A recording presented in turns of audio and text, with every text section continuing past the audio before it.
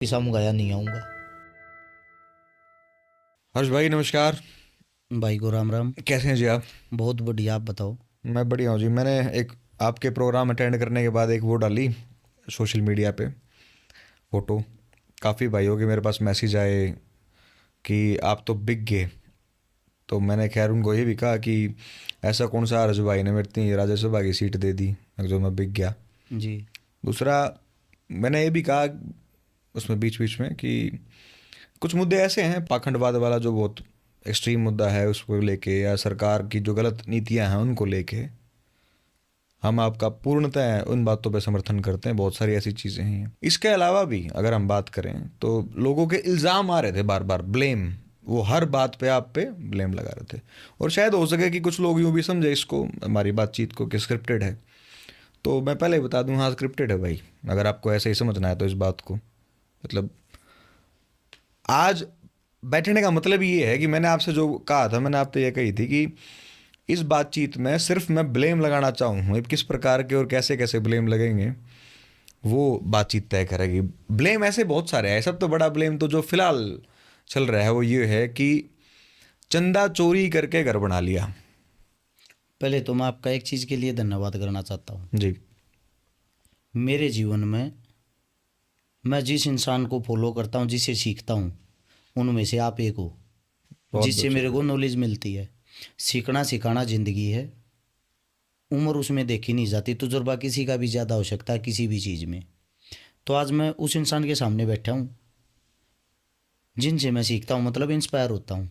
आपके इल्ज़ाम भी मेरे को अच्छे लगेंगे। मैं चाहता ये हूँ कि कोई एजुकेटेड पत्रकार बातें करे, एजुकेटेड इंसान बात करे, उससे मैं कुछ ना कुछ सीख के घर जाऊंगा। अब बात आती है आपके इल्ज़ामों की। अब आप बताइए, क्या बोला था आपने? चंदा चोरी करके घर बना लिया। जी जी। कितना क्या चंदे की बात हुई आपकी नज़रों में? आपने आइडिया भी लिया होगा कि कितना चंदा लिया है, कहाँ से लिया है? ये एक नॉर्मल एक बात है लोगों की। लोग, कुछ लोग तो ये भी कहते हैं कि पाकिस्तान से फंडिंग है, कुछ लोग ये कहते हैं मेवात से फंडिंग है, कुछ लोग ये कहते हैं कि भाई सिर्फ मुसलमानों ने चंदा दे रखा है, और वो भी इसलिए दे रखा है कि पाखंडवाद के खिलाफ जो है वो हिंदू धर्म को टारगेट करते हैं, तो मुसलमान ने चंदा दे रखा है और चंदा चोरी करके वो कर लिया, घर बना लिया।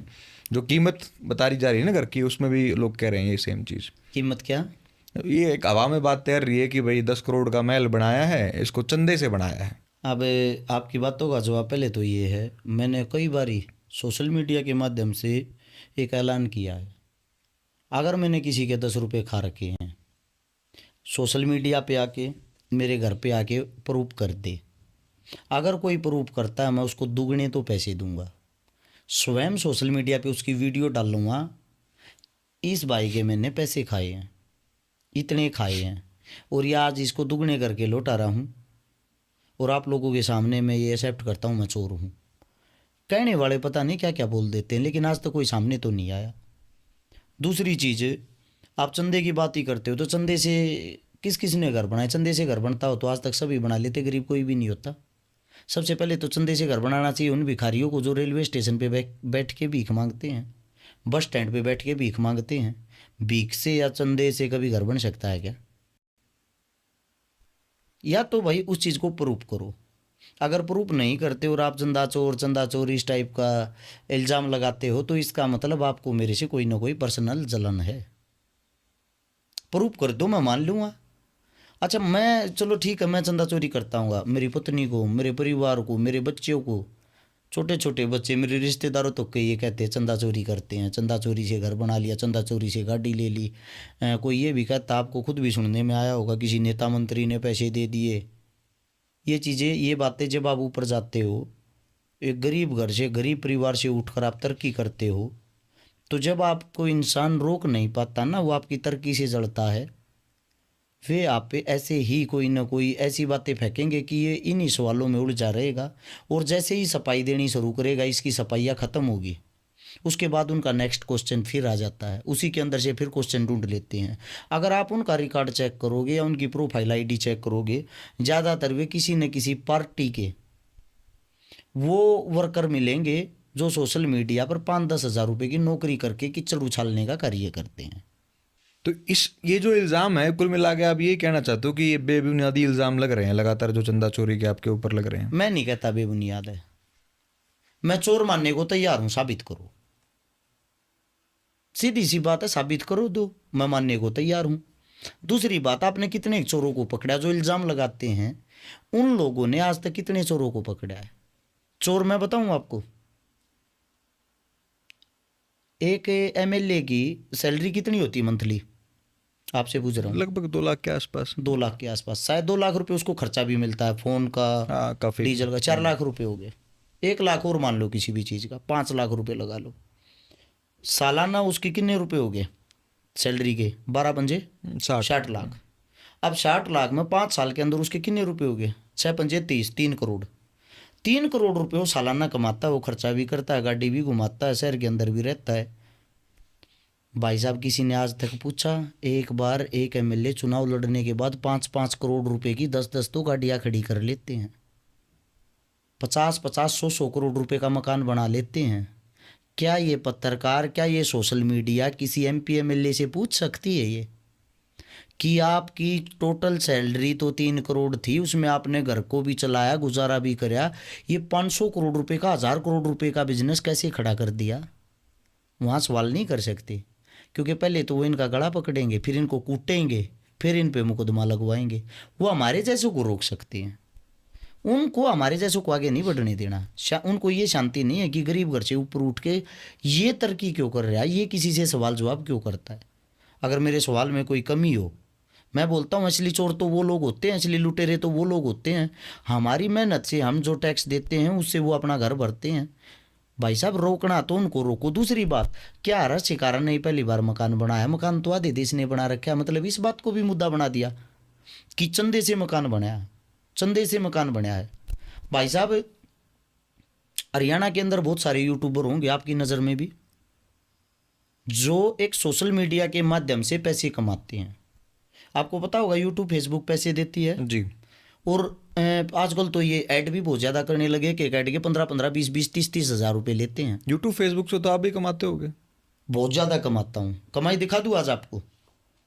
नहीं, आप अगर दिखाना चाहते हैं तो बिल्कुल। मैं 2015-16 से मैंने फेसबुक चलानी शुरू की थी, शायद 15 से। और मैं सबसे पुराना, ये जितने आजकल जो आ रहे हैं इन सबसे पुराना हूँ।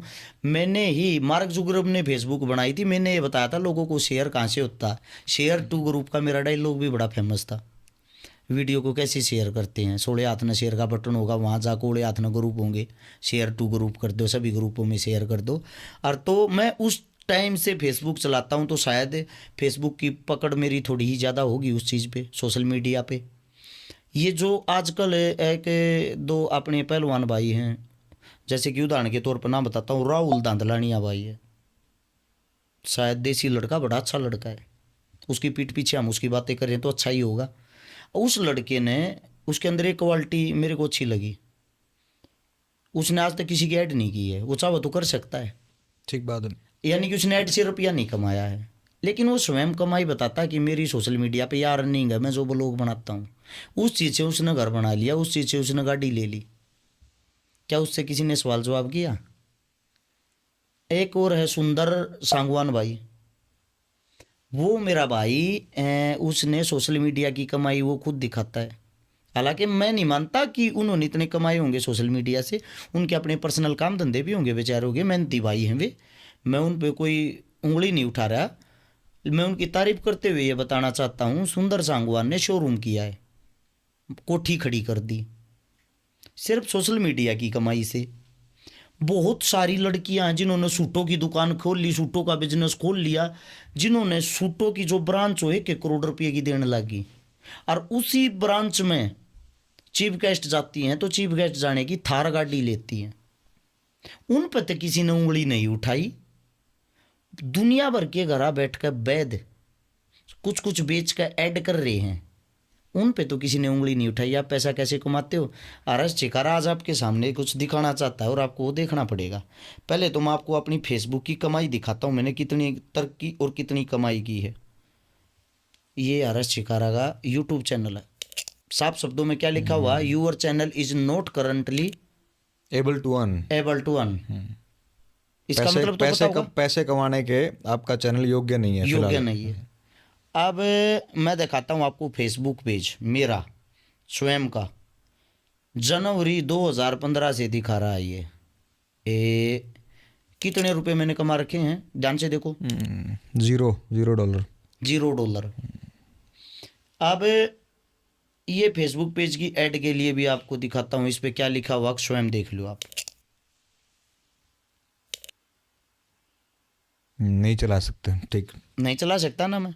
अब बात यह आती है, मैं सोशल मीडिया से मंथली बताता हूँ 10 लाख रुपए मैं कमा सकता हूँ। मेरी बहुत सारी वीडियो करोड़ों में, लाखों में, मिलियनों में जाती हैं। डेली मेरे पास काम है, डेली मैं समाज सेवा करता हूँ, डेली मैं कुछ ना कुछ डालता हूँ। जब मैं मेरी सोशल मीडिया से 1 रुपया नहीं कमा रहा, ये तो मेरा अधिकार होगा ना। तो ये तो स्क्रीनशॉट दिखा रहे हो ना आप, भाई साहब हो सकता है कुछ छुपा लिया हो आपने। आप एक काम करो ना, आपको निकालना नहीं नहीं जी, ये बात आपकी अच्छी है। ये देख, यूआर अकाउंट हर चिकारा रीड ओनली, आईडी का वो लिखा हुआ है पूरा। ये रहा मेरे अंगूठे के पास, देखो। जी जी। ऐसे मत देखो, स्क्रीनशॉट मत देखो। नहीं, देख लिया आप एक काम करो ना, सोशल मीडिया अच्छी चलानी आती होगी जी। आपने, उससे भी तो निकाल सकते हो। मेरी वीडियो पे ऐड चालू या नहीं, बड़े खतरनाक लोग पड़े, सब कुछ निकाल देते हैं आपके खाते में, ये भी बता देंगे पैसा कितना है। ये तो मेरी सोशल मीडिया। अब मैं इन पे ऐड चालू क्यों नहीं कर रहा, मैं पैसे क्यों नहीं कमाता, मैं मेरे खाते से क्यों नहीं जोड़ता, उसका कारण क्या है। हर्ष छिकारा नाम से फेसबुक, यूट्यूब, इंस्टाग्राम पे 2,500 प्लस सोशल मीडिया अकाउंट बने हुए हैं। वे जो अकाउंट बने हुए हैं वे सब भाई मेरी वीडियो डालते हैं, मेरे चाहने वाले हैं, मेरे से प्रेम करने वाले हैं। वे सब अपने घर में बैठ कर अपने भाई के नाम से, मेरे नाम से पैसे कमाते हैं मंथली। मेरे को संतुष्टि होती है। अगर मैं इन पे ऐड चालू करने लग गया तो उन सब के पास कॉपीराइट जाना स्टार्ट हो जाएगा, वे पैसे नहीं कमा पाओगे। अकेला हर्ष छिकारा पैसे कमाने लग जाएगा। आपका फिर मेन काम जो है दवाइयों का ही है। मैं पहले इस बात को ख़त्म करता हूँ, दवाइयों के काम पे फिर आता हूँ। जी। आपके सवाल कही थे ना। अब एक सतपाल मेला नाम का लड़का है भादरा से, जी। हर्ष छिकारा टीम भादरा के नाम से चैनल है। 2 साल के अंदर उस लड़के ने मेरी वीडियो डाल डाल के, मैं प्राउड फील करता हूँ, उसने मकान खड़ा कर दिया दवाइयों का काम करके। मेरे वाला ये मतलब अपने यहीं से काम करता, 60 लाख रुपए का मकान बना दिया 2 साल में। मैं प्राउड फील इस मारे करता हूँ, वो भाई कहीं ना कहीं मेरे को दुआएं देता होगा कि हर्ष भाई के नाम के कारण मैं कमा के खा रहा हूँ। एक राजपाल सिसोदिया भाई है, राजपूत समाज का मेरा अपना, वो भाई मंथली 50 से 60 हज़ार रुपये कमाता है। पहले ट्रक चलाया करता, सिर्फ वीडियो डाल के। एक विजू पलथाना भाई है, वो उसने कल स्क्रीनशॉट डाल रखा, ताकि एक फ़ोटो पे हर्ष छिकारा के साथ मैंने एक फ़ोटो डाला था भाई के साथ, उस फोटो पे पता नहीं कितने डॉलर आ रहे हैं। हर्ष छिकारा चाहता तो कितने रुपए कमा लेता खाली सोशल मीडिया से। जब सोशल मीडिया से मैं पैसे नहीं कमा रहा, पैसों की भूख नहीं है। अब बात करते हैं चंदे की। चंदे की बात भी आप लोग के सामने मैं थोड़ा दिखाना चाहता हूँ आज। ये है हर्ष छिकारा जन सेवा ट्रस्ट मेरा खाता। पैसे देखो कितने इसके अंदर टोटल, 63,700। रुपये 69 पैसे। ये हजार ही होगा, लाख तो नहीं। 1000 है, चेक कर लो। आपके पास स्क्रीनशॉट वैसे मैं भेज दूंगा। हाँ जी, हाँ जी। ये मेरा एक ही अकाउंट है आपके पास? भाई साहब मैं मेरे अकाउंट सारे दिखाऊंगा आपको, चिंता मत करो। मेरे नाम से आपको बहुत सारी डिटेलें मिल जाएंगी, बेनिश्चित रहो आप। अब है मेरा ये अकाउंट है HDFC बैंक का। मेरे अकाउंट में लास्ट आज तक जो रुपये इकट्ठे हुए हैं वो ये हुए हैं, 2,79,556 रुपये हुए थे। 2022 से इस अकाउंट को HDFC बैंक ने फ्रीज कर रखा है। मेरे खाते में आज तक ये रुपये हुए हैं। इससे दूसरा जो अकाउंट की बात करते हो, मेरे पास कोई अकाउंट या कोई चीज़ ऐसी है नहीं जो मैं चलाता हूँ, मैं यूज़ करता हूँ, ये मेरी कमाई है। अब बात करते हैं दवाइयों वाली, जो आप दवाइयों की बातें कर रहे थे। जिस वक्त ये अब सरकार की तरफ से जो भी जांच चल रही थी, मेरे पे कोई शक या शंका थी, उस टाइम पे मेरे सारे खाते चेक हुए थे। 1 हफ्ते तक सब कुछ चेक हुआ था। कहाँ से कमाई आती है, कहीं पाकिस्तान से फंडिंग तो नहीं होती, कहीं मेवातियों से फंडिंग नहीं होती। 34,000 रुपये मेरे खाते में मिले, 96,000 रुपये मेरी पत्नी के खाते में मिले। रही मकान को किराए की बात वाली जो बात है, या ये कहते हैं कि किसी नेता का नाम लेकर उसने 10 करोड़ 20 करोड़ रुपए दे दिए होंगे, उन्होंने तब मकान बनाया। अब मैं आपको इस चीज़ का भी स्क्रीनशॉट दिखाता हूँ, चुनाव कब था और मकान बनाना स्टार्ट कब हुआ था, ताकि आपको इस चीज़ का अच्छे से पता लग सके। अब सबसे पहली चीज़ तो ये आती है, नेता जिन्होंने रुपये दिए, जो आदमी इस चीज़ का प्रचार करते हैं, मैं उन आदमियों से 6 रुपये की बात पूछना चाहता हूँ। मैं जब किराए के घर में रहता था तब तो किसी साथी ने मेरे को ये बात नहीं पूछी या ये बात नहीं बोली कि भाई आप दुख तकलीफ में रहते हो, कैसे रहते हो। किराए के घर में रहते हुए मैंने मदद की, चंदा लिया है, मैंने मना नहीं करता, लिया होगा चंदा लगभग कोई करोड़ों रुपए का, लेकिन उन गरीब बहन बेटियों के लिए लिया है जिनको मैं एक आखिरी उम्मीद लगता था। मेरे घर के बाहर आके जिन्होंने ये कहा भाई ना तो गाँव ने मदद की ना किसी साथी ने मदद की, उम्मीद करके तेरे दौर आए हैं भाई, तू मना मत कर दिए, तेरे घर के बाहर कार्ड धर कर जा, हाँ और जब तू नहीं आया ना भाई हमारा ब्याह नहीं होगा, हमारे फेरे नहीं होंगे। अब यहाँ पे इंटरेस्टिंग बात ये है, आपने खाते दिखा दिए, पैसे खातों में नहीं, सोशल मीडिया से नहीं आ रहे। आपकी दवाइयों वाली जो कंपनी है, आप कह रहे हो वहाँ पे उनके अकाउंट में भी पैसे नहीं थे, उस समय आपके अकाउंट में नहीं थे पैसे, चंदा आपने लिया, ये आप स्वीकार कर रहे हो। तो ये या तो चंदे का पैसा इस्तेमाल हुआ घर बनाने के लिए, या फिर जब आपने इलेक्शन लड़ा तो आप पे जो एक इल्ज़ाम लगता है कि आपने 5-7-10 करोड़ रुपए जो है वो दूसरे कैंडिडेट से, जो बीजेपी का कैंडिडेट था डॉक्टर अरविंद शर्मा, उनसे लिए। अब जो चंदे की आप बात कर रहे हो, आपकी बात मैं बता देता हूँ। जानना तो हम यही चाहते हैं, बना कैसे ये 10 करोड़ रुपए का घर कैसे बना? ये घर की बात पे तो बाद में आते हैं, पहले तो ये चंदे वाली बात तो क्लियर कर लेना जी। अब जो आप कह रहे हो चंदा दिया घर बनाने के लिए, ये फोटो देखो क्या डेट की है, डेट ऊपर लिखी हुई होगी साहब, 13 जुलाई 2024। हाँ जी। ये मेरी पत्नी ही होगी जी। मेरे ही घर की नींव रख रही होगी, दिखती होगी, हाँ वहीं पे जी। वहीं पे है। अब चुनाव जो था वो था 5 अक्टूबर का, और घर की नींव कब रखी गई? 13 जुलाई 2024 को। चुनाव 2024 को 5 अक्टूबर का, इसके 3 महीने बाद था। भाई साहब आप इतने महान कैसे हो गए कि आपको घर बैठे नेता 10-20 करोड़ रुपए दे देंगे, ले बेटा तू चुनाव लड़।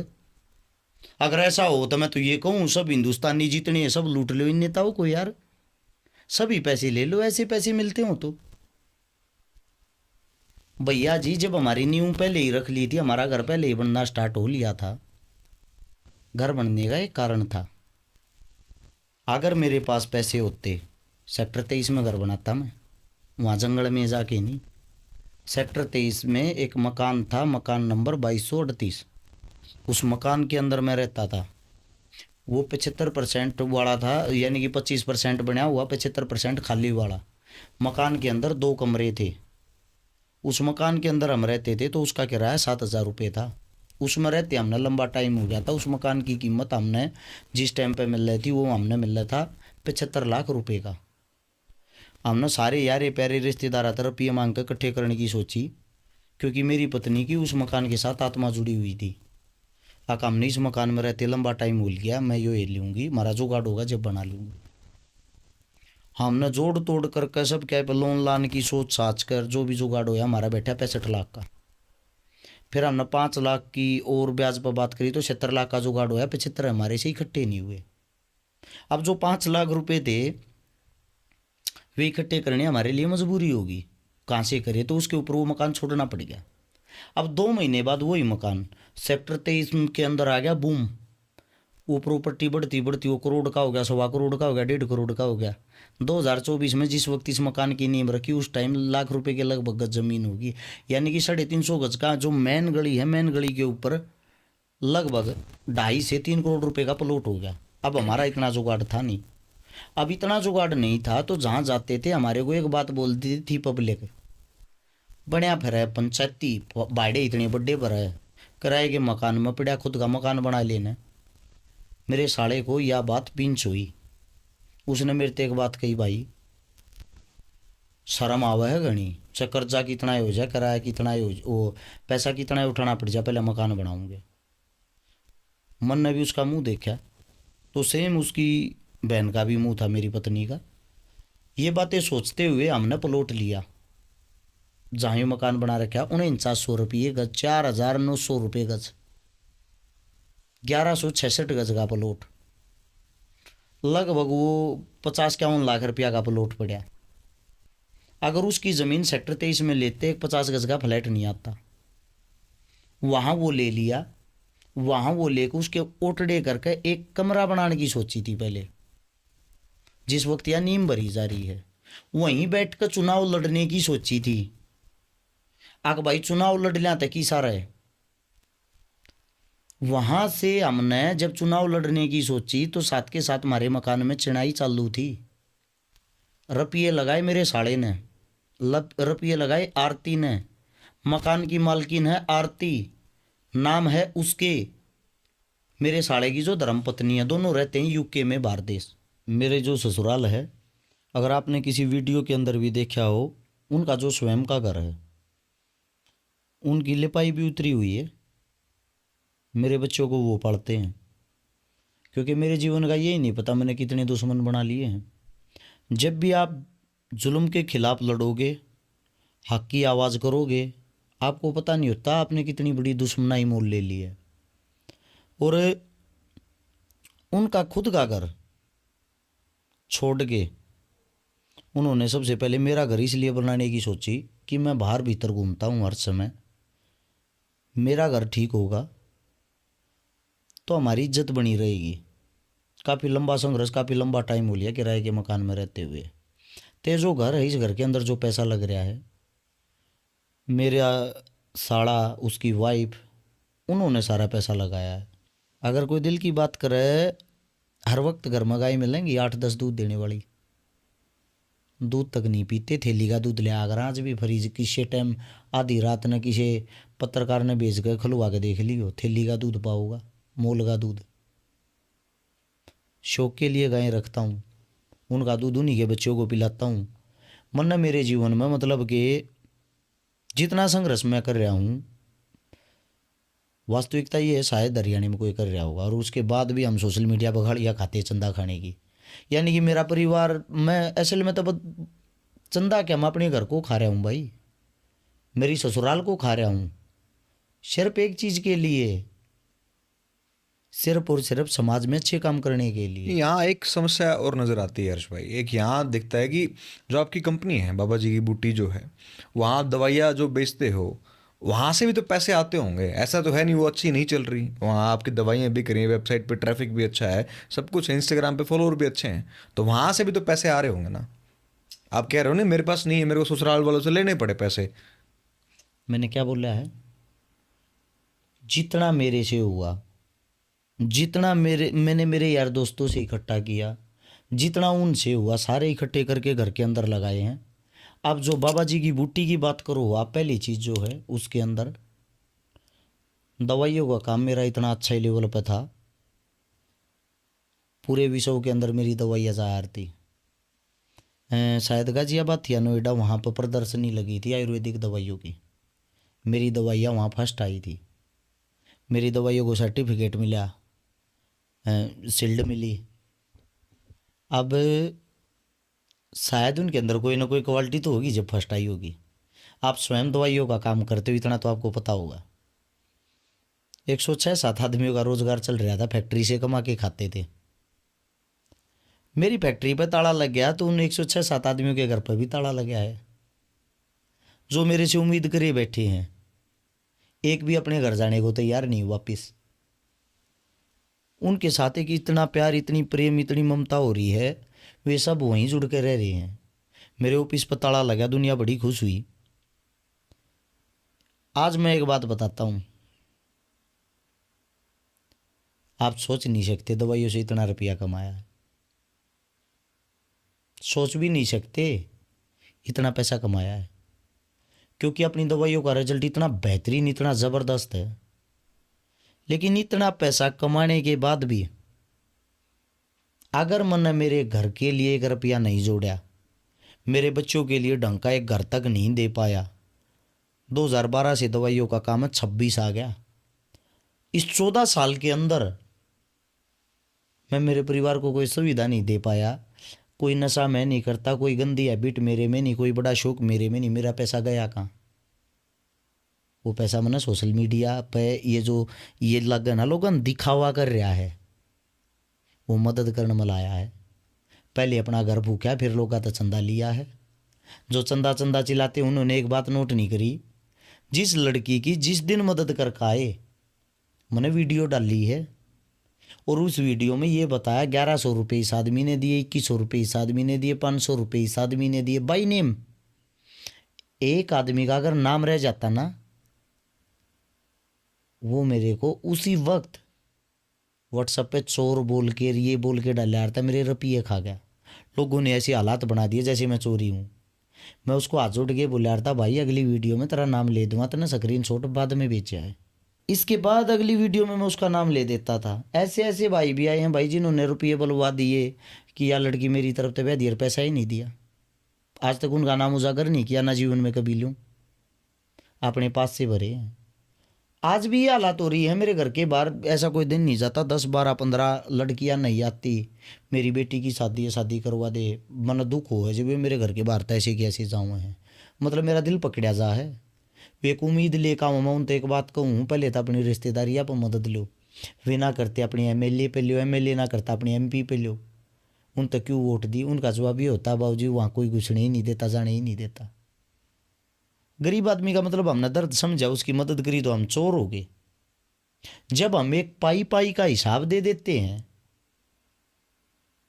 फिर भी हम कैसे चोर हो जाते, मेरी समझ में ये बात नहीं आई। मेरा इन चीज़ों से इतना मन भर गया, इतना दिल दुखा, मतलब मैं एक दिन इतना रोया। अगर आप ये सोचते हो, कुछ ये सोचते हैं कि ये चुनाव के लिए ये ड्रामे करे होंगे, चुनाव की बात बता देता हूँ। मेरे हल्के के अंदर, एक गांव के एक ही परिवार के अंदर, एक परिवार का मतलब एक जाति की, आंखों में पानी अभी भी आ रहा है आपकी बात सोचते हुए। 11 बेटियों की मैंने शादी करवाई एक परिवार के अंदर, 11 बेटियों की। उन्होंने मेरे को एक वोट नहीं दी। उनका जवाब पता है क्या था, यो इसका काम है, यो तो फिर भी करेगा। ये लोगों की मानसिकता हो रखी है। Angel One app is built for traders. हो रखी है। उनको पता ही नहीं कि नेता मंत्री हम काम करने के लिए चुनते हैं। और मेरा दिल इतना दुखा, इस बात से दुखा, मैं बड़ी बड़ी झूठ बोलता, अच्छी दारू बांटता, 50-100 करोड़ रुपए बांटता तो शायद मैं एमएलए होता। किसी लोगों को नहीं चाहता स्वास्थ्य, शिक्षा, रोजगार, आप इन मुद्दों पर बात करो।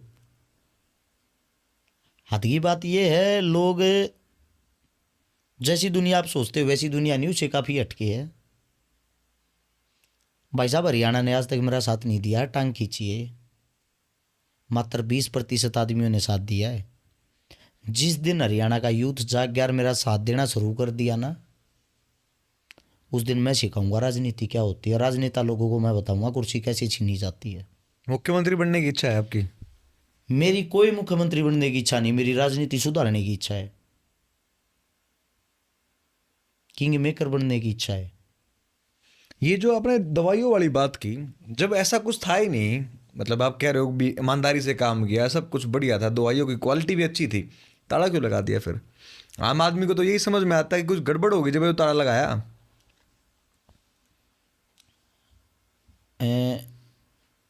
सरकार अपनी तरफ से कोई भी जब कार्य करती है, देखो उनका अपना कार्य, अपना तरीका होता है। रेड कहीं पे भी कर सकती है, लेकिन मुकदमा आप पे तब दर्ज होता है जब आपके अंदर कोई कमी मिलती है। जब हमारी दवाइयों के अंदर कोई कमी हो, उसकी कोई रिपोर्ट आ जाए, रिपोर्ट आने के बाद अपराध साबित हो जाए, तभी तो कुछ कार्रवाई होती होगी। हमारे पे कार्रवाई कैसे हुई है, सैंपल भरे गए हैं, सीधा मुकदमा दर्ज, बीएनएस की धाराएं लगा दी, तुरंत हर्ष शिकारा को उठाओ, नीचे से जमानत कैंसिल कर दी। आज आपको एक और आज की बात बताता हूँ। मैं ये जो दवाइयों का काम है, वो काम ना तो मेरा है ना मेरे नाम है। मैं सिर्फ ऐड करने वाला हूँ, एडवर्टाइज करने वाला। दवाइयों का जो मालिक है वो तो और भाई है। अब मैं ऐड करने वाला हूँ, ऐड करने वालों पे मुकदमे दर्ज होते हैं, तो इन सभी पत्रकारों पे मुकदमे दर्ज होने चाहिए जो 10 12 15 हज़ार रुपये लेके ऐड करते हैं। सब उन एक्टरों पे मुकदमे दर्ज होने चाहिए जो किसी शैम्पू की, किसी तेल की, किसी साबुन की ऐड करते हैं। होने चाहिए, नहीं होने चाहिए? अकेला हर्ष शिकारा पे मुकदमा दर्ज क्यों? और मुकदमा भी कैसे, पहले दवाइयाँ लेके गए हैं, अभी तक उनकी लेबोरेटरी की जांच की रिपोर्ट ही नहीं आली। उनके अंदर जब तक भाई साहब कोई कमी ही नहीं पाई तो मेरे पे मुकदमा किस बात का, यानी कि क्राइम ही नहीं हुआ तो मुकदमा किस बात का। बात सिर पे एक है कि हम किसी भी मुद्दे पर खुल के चर्चा करते हैं और ये चीज़ें सत्ता में बैठे, जो कुर्सी पर बैठे जो इंसान, उनसे देखी नहीं जाती। बाबा साहब भीमराव अंबेडकर ने एक बात कही थी, आप कुर्सी पे बैठने वाले नहीं बन सकते तो कुर्सी को हिलाने वाले ज़रूर बनो। उनको लगता हम कुर्सी को तो हिला तो रहे ही हैं, कभी बैठ ना जाए। लड़ाई है ये। लोग खूब हंसे, खूब मजाक बनाया, अब फंस गया, अब ये हो गया। उनको मेरा ये दुख दिखाई नहीं दिया कि तुम्हारे लिए बुरा क्या किया, तुम्हारे लिए लड़ी तो रहा है, की बात ही तो कर रहा है। ऐसी ऐसी बातें बोल दी, हमारे भगवान का मजाक उड़ाया, हमारे धर्म का मजाक उड़ाया। भाई साहब एक वीडियो दिखा दो जिसमें मैंने धर्म का मजाक उड़ाया हो। मैं बोल रहा हूँ पाखंडवाद के खिलाफ। धीरेन्द्र शास्त्री के खिलाफ तो बोलते हो आप। धीरेन्द्र शास्त्री धर्म है? मैं आपसे पूछना चाहता हूँ। नहीं, धर्म तो नहीं है। फिर इंसान होगा क्या? पाखंडवाद नहीं फैला रहा? ठीक बात है। जब वो एक यात्रा पे थे, अब आप बताना हम गलत हैं या सही है, उस वक्त उनको एक डॉक्टर की ज़रूरत पड़ी। 4 से 5 किलोमीटर पैदल चलते। दूसरों का इलाज, वो कैंसर जैसा भयंकर इलाज पर्ची से ठीक कर देते हैं, खुद का बुखार ठीक नहीं हुआ। क्या हमारा ये सवाल करना गलत था? लोगों ने सीधी हमारे को माँ बहन पता नहीं कैसी कैसी गालियाँ देनी शुरू कर दी। हरसुद्दीन, जट मुल्ला, मुल्ले की औलाद और पता नहीं क्या क्या। छोटी सी बात से मतलब आप धर्म के रक्षक हो, दूसरी की माँ बहन को तो गालियों से भर देते हो। कैसे हो सकते हो आप धर्म के रक्षक? वास्तविकता तो ये है, जितने गाली देने वाले हैं वो सिर्फ और सिर्फ स्वार्थी लोग हैं, जो धर्म की आड़ का नकाब पहन के, धर्म की आड़ में नकाब पहन के अपना उल्लू सीधा कर रहे हैं। ये धर्म के रक्षक नहीं, धर्म को बदनाम इन लोगों ने कर दिया। जिसकी आप अभी बात कर रहे हो पाखंडवाद को लेके, वो क्या धर्म का प्रचार फ्री में करता, मुफ्त में करता है? आप बुलाओ अपने यहाँ पे जहाँ बैठे हो, एक प्रोग्राम करवाओ उनका, जिनका भी आपने नाम लिया। 1 करोड़ रुपया फीस लेता है यहाँ तक आने की। आप नाम लेने से भी झिझक रहे हो। धीरेन्द्र शास्त्री, मुकदमे का डर तो नहीं है? भाई साहब चल रहे हैं दुनिया भर के, क्या डरना है? मुकदमे ऐसे ऐसे चल रहे हैं, आप सोच के हंसोगे। हिंदुस्तान के अंदर क्या ऐसी कोई धारा किसी को आप बधाई दोगे और आप पे मुकदमा दर्ज हो जाएगा? संविधान में तो नहीं है मेरे पे मुकदमा लगा हुआ है। क्या कोई ऐसी धारा है? एक 250 गज का मेरे पे प्लॉट कब्जाने का मुकदमा लगा हुआ है, अखबारों में निकलवा दी। हर्ष चिकारा तो इतना बड़ा बाहुबली है कि प्लॉट कब्जा लिया, प्रशासन ने कार्रवाई करने से भी मना कर दिया। और मैं ये पूछ रहा हूँ जज साहब से, जज साहब ये तो बता दो प्लॉट कौन सा है? स्वयं जज साहब को भी नहीं पता प्लॉट कौन सा है। शिकायतकर्ता जो है उनका भी प्लॉट नहीं है, उनको भी नहीं पता हमारा प्लॉट कहाँ है। हद की बात नहीं है। इल्जाम तो एक और है। मैंने परसों एक ऐसी रील देखी थी, उसमें एक भाई इल्जाम लगा रहा था 2009 में आपने किसी डॉक्टर की कोई गाड़ी उठाई, डॉक्टर का अपहरण किया, इस प्रकार का कोई इल्जाम था। देखो लोगों का काम है, मेरे को तो पता नहीं इन बातों का, ये कहाँ से आ जाती हैं, कौन करता है, कैसे करता है, दूर दूर तक इन बातों का नहीं पता। नहीं, इस प्रकार के इल्जाम ऐसा तो है नहीं कोई कोई दिन भर बैठा है, कोई एआई में हर चिकारा के ऊपर कौन सा इल्जाम लगाना है वो बात बना रहा है। कुछ ना कुछ तो कहीं ना कहीं तो लिंक होगा, किसी प्रकार की कोई बात होगी। भाई साहब इल्ज़ाम की बातें ऐसी है, आपको बदनाम करने वाले आपकी हर बात को एक मुद्दा बना देते हैं। आप किन किन मुद्दों को सच मानोगे? क्या पता क्या से क्या क्या बना देते हैं। ये भी बना रखी मैं 100-200 पता नहीं कितने करोड़ का मालिक हूँ, मेरे को खुद ही नहीं पता मैं कितने करोड़ का मालिक हूँ। ये बस इन चीज़ों में सुनता हूँ। एक और मुद्दे की बात बताता हूँ। लोगों ने मेरे को भरपूर गालियाँ दी, भर भर के, एक बात के ऊपर, पाखंडवाद के लेके ऊपर जब हम बोले, मैंने एक बात बोली थी कि कृष्ण भगवान जो थे उसकी शादी में बोले हर्ष चिकारा ने बोल दिया कि 1 लाख गायें काटी गई थी। इस वीडियो की उससे काफी आपका वो हुआ सुना था। होगा। बोले हमारे धर्म की ऐसी तैसी कर दिया, हमारा धर्म बदनाम कर दिया। काफ़ी आहत हुई उनको।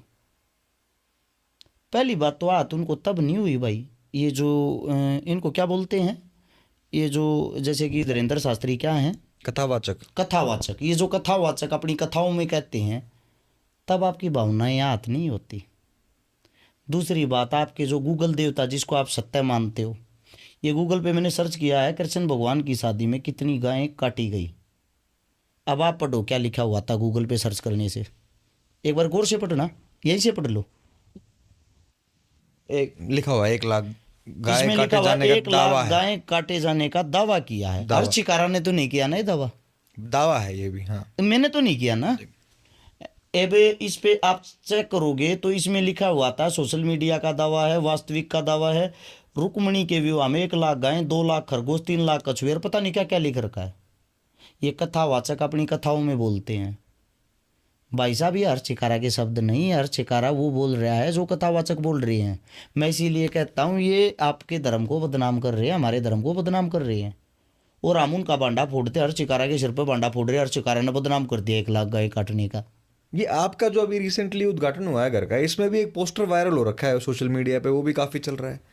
आप इस प्रकार के लोगों को बोलते नहीं हो कि ऐसे पोस्टर क्यों लगा के आप घूम रहे हो, किसी को क्यों कोशिश कर रहे हो? धीरेन्द्र शास्त्री हैं उसमें, साध्वी देवा ठाकुर हैं उसमें, और उनको ये दिखा रखा है कि इनकी जो ऐसी कोई बातचीत है उसको ढांडा नौली वाले की बात दिखा रखी है कि इनको जुत्ती पे नोक पे रखूँ मैं। लगभग मेरा मानना ये प्रोग्राम के अंदर जो मेरे से मिल के गए, खाने के हिसाब से, हलवाइयों के हिसाब से, टीम के हिसाब से 60,000 आदमी ऐसे थे जो घर के प्रोग्राम तक पहुँचे। कई हज़ार आदमी ऐसे थे जो जाम के कारण वापस चले गए। घर तक आने के 5 रास्ते थे, 5 रास्ते 5-5 किलोमीटर दूर तक ब्लॉक थे।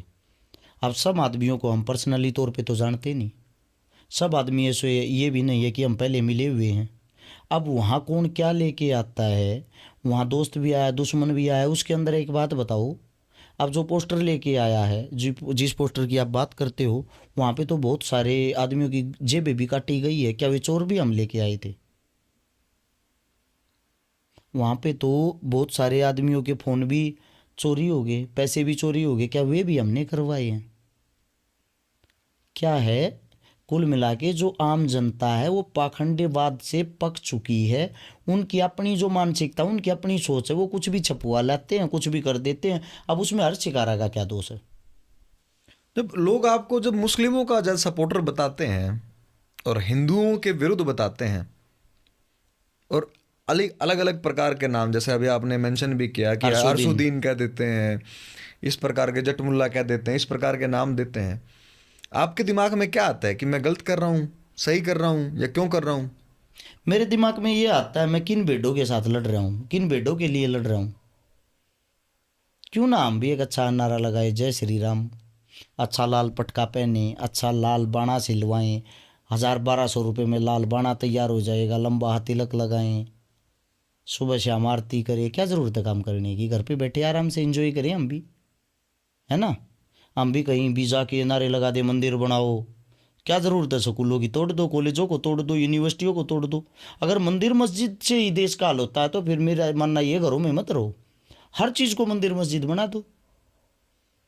भाई साहब बात ऐसी है, मेरा मानना ये है जो पाखंडवाद है वो धर्म को भी खा गया, संस्कृति को भी खा गया, शिक्षा को भी खा गया, स्वास्थ्य को भी खा गया, रोजगार को भी खा गया।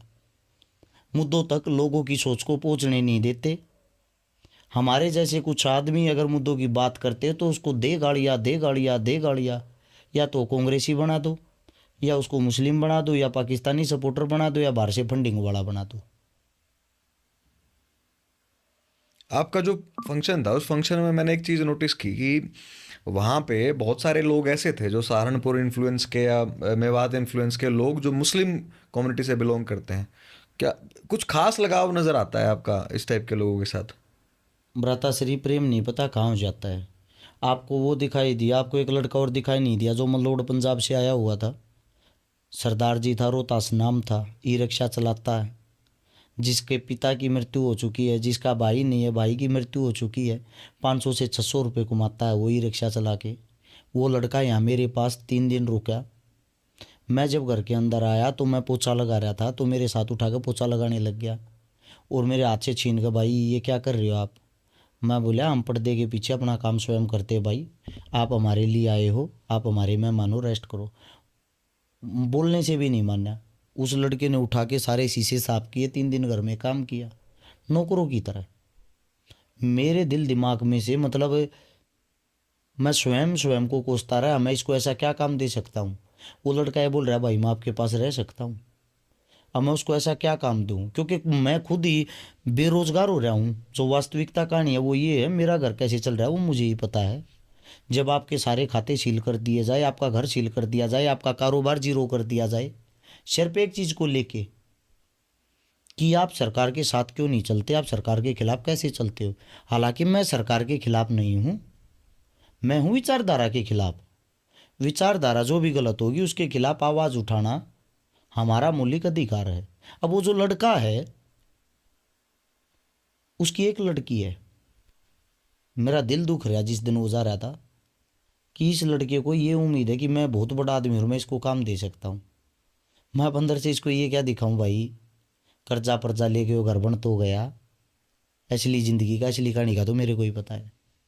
तो उस लड़के को देने के लिए मेरे पास कुछ नहीं थे। मेरे दिल दिमाग में नहीं आया ये 3 दिन अपने घर आ होता तो शायद ये 500-600 रुपये कमा लेता। इसकी डैडी मर गई, इसके घर में चून यही रिक्शा चलाया था। मैंने उसको जाते टाइम 3100 रुपये दिए, उसने मना कर दिया।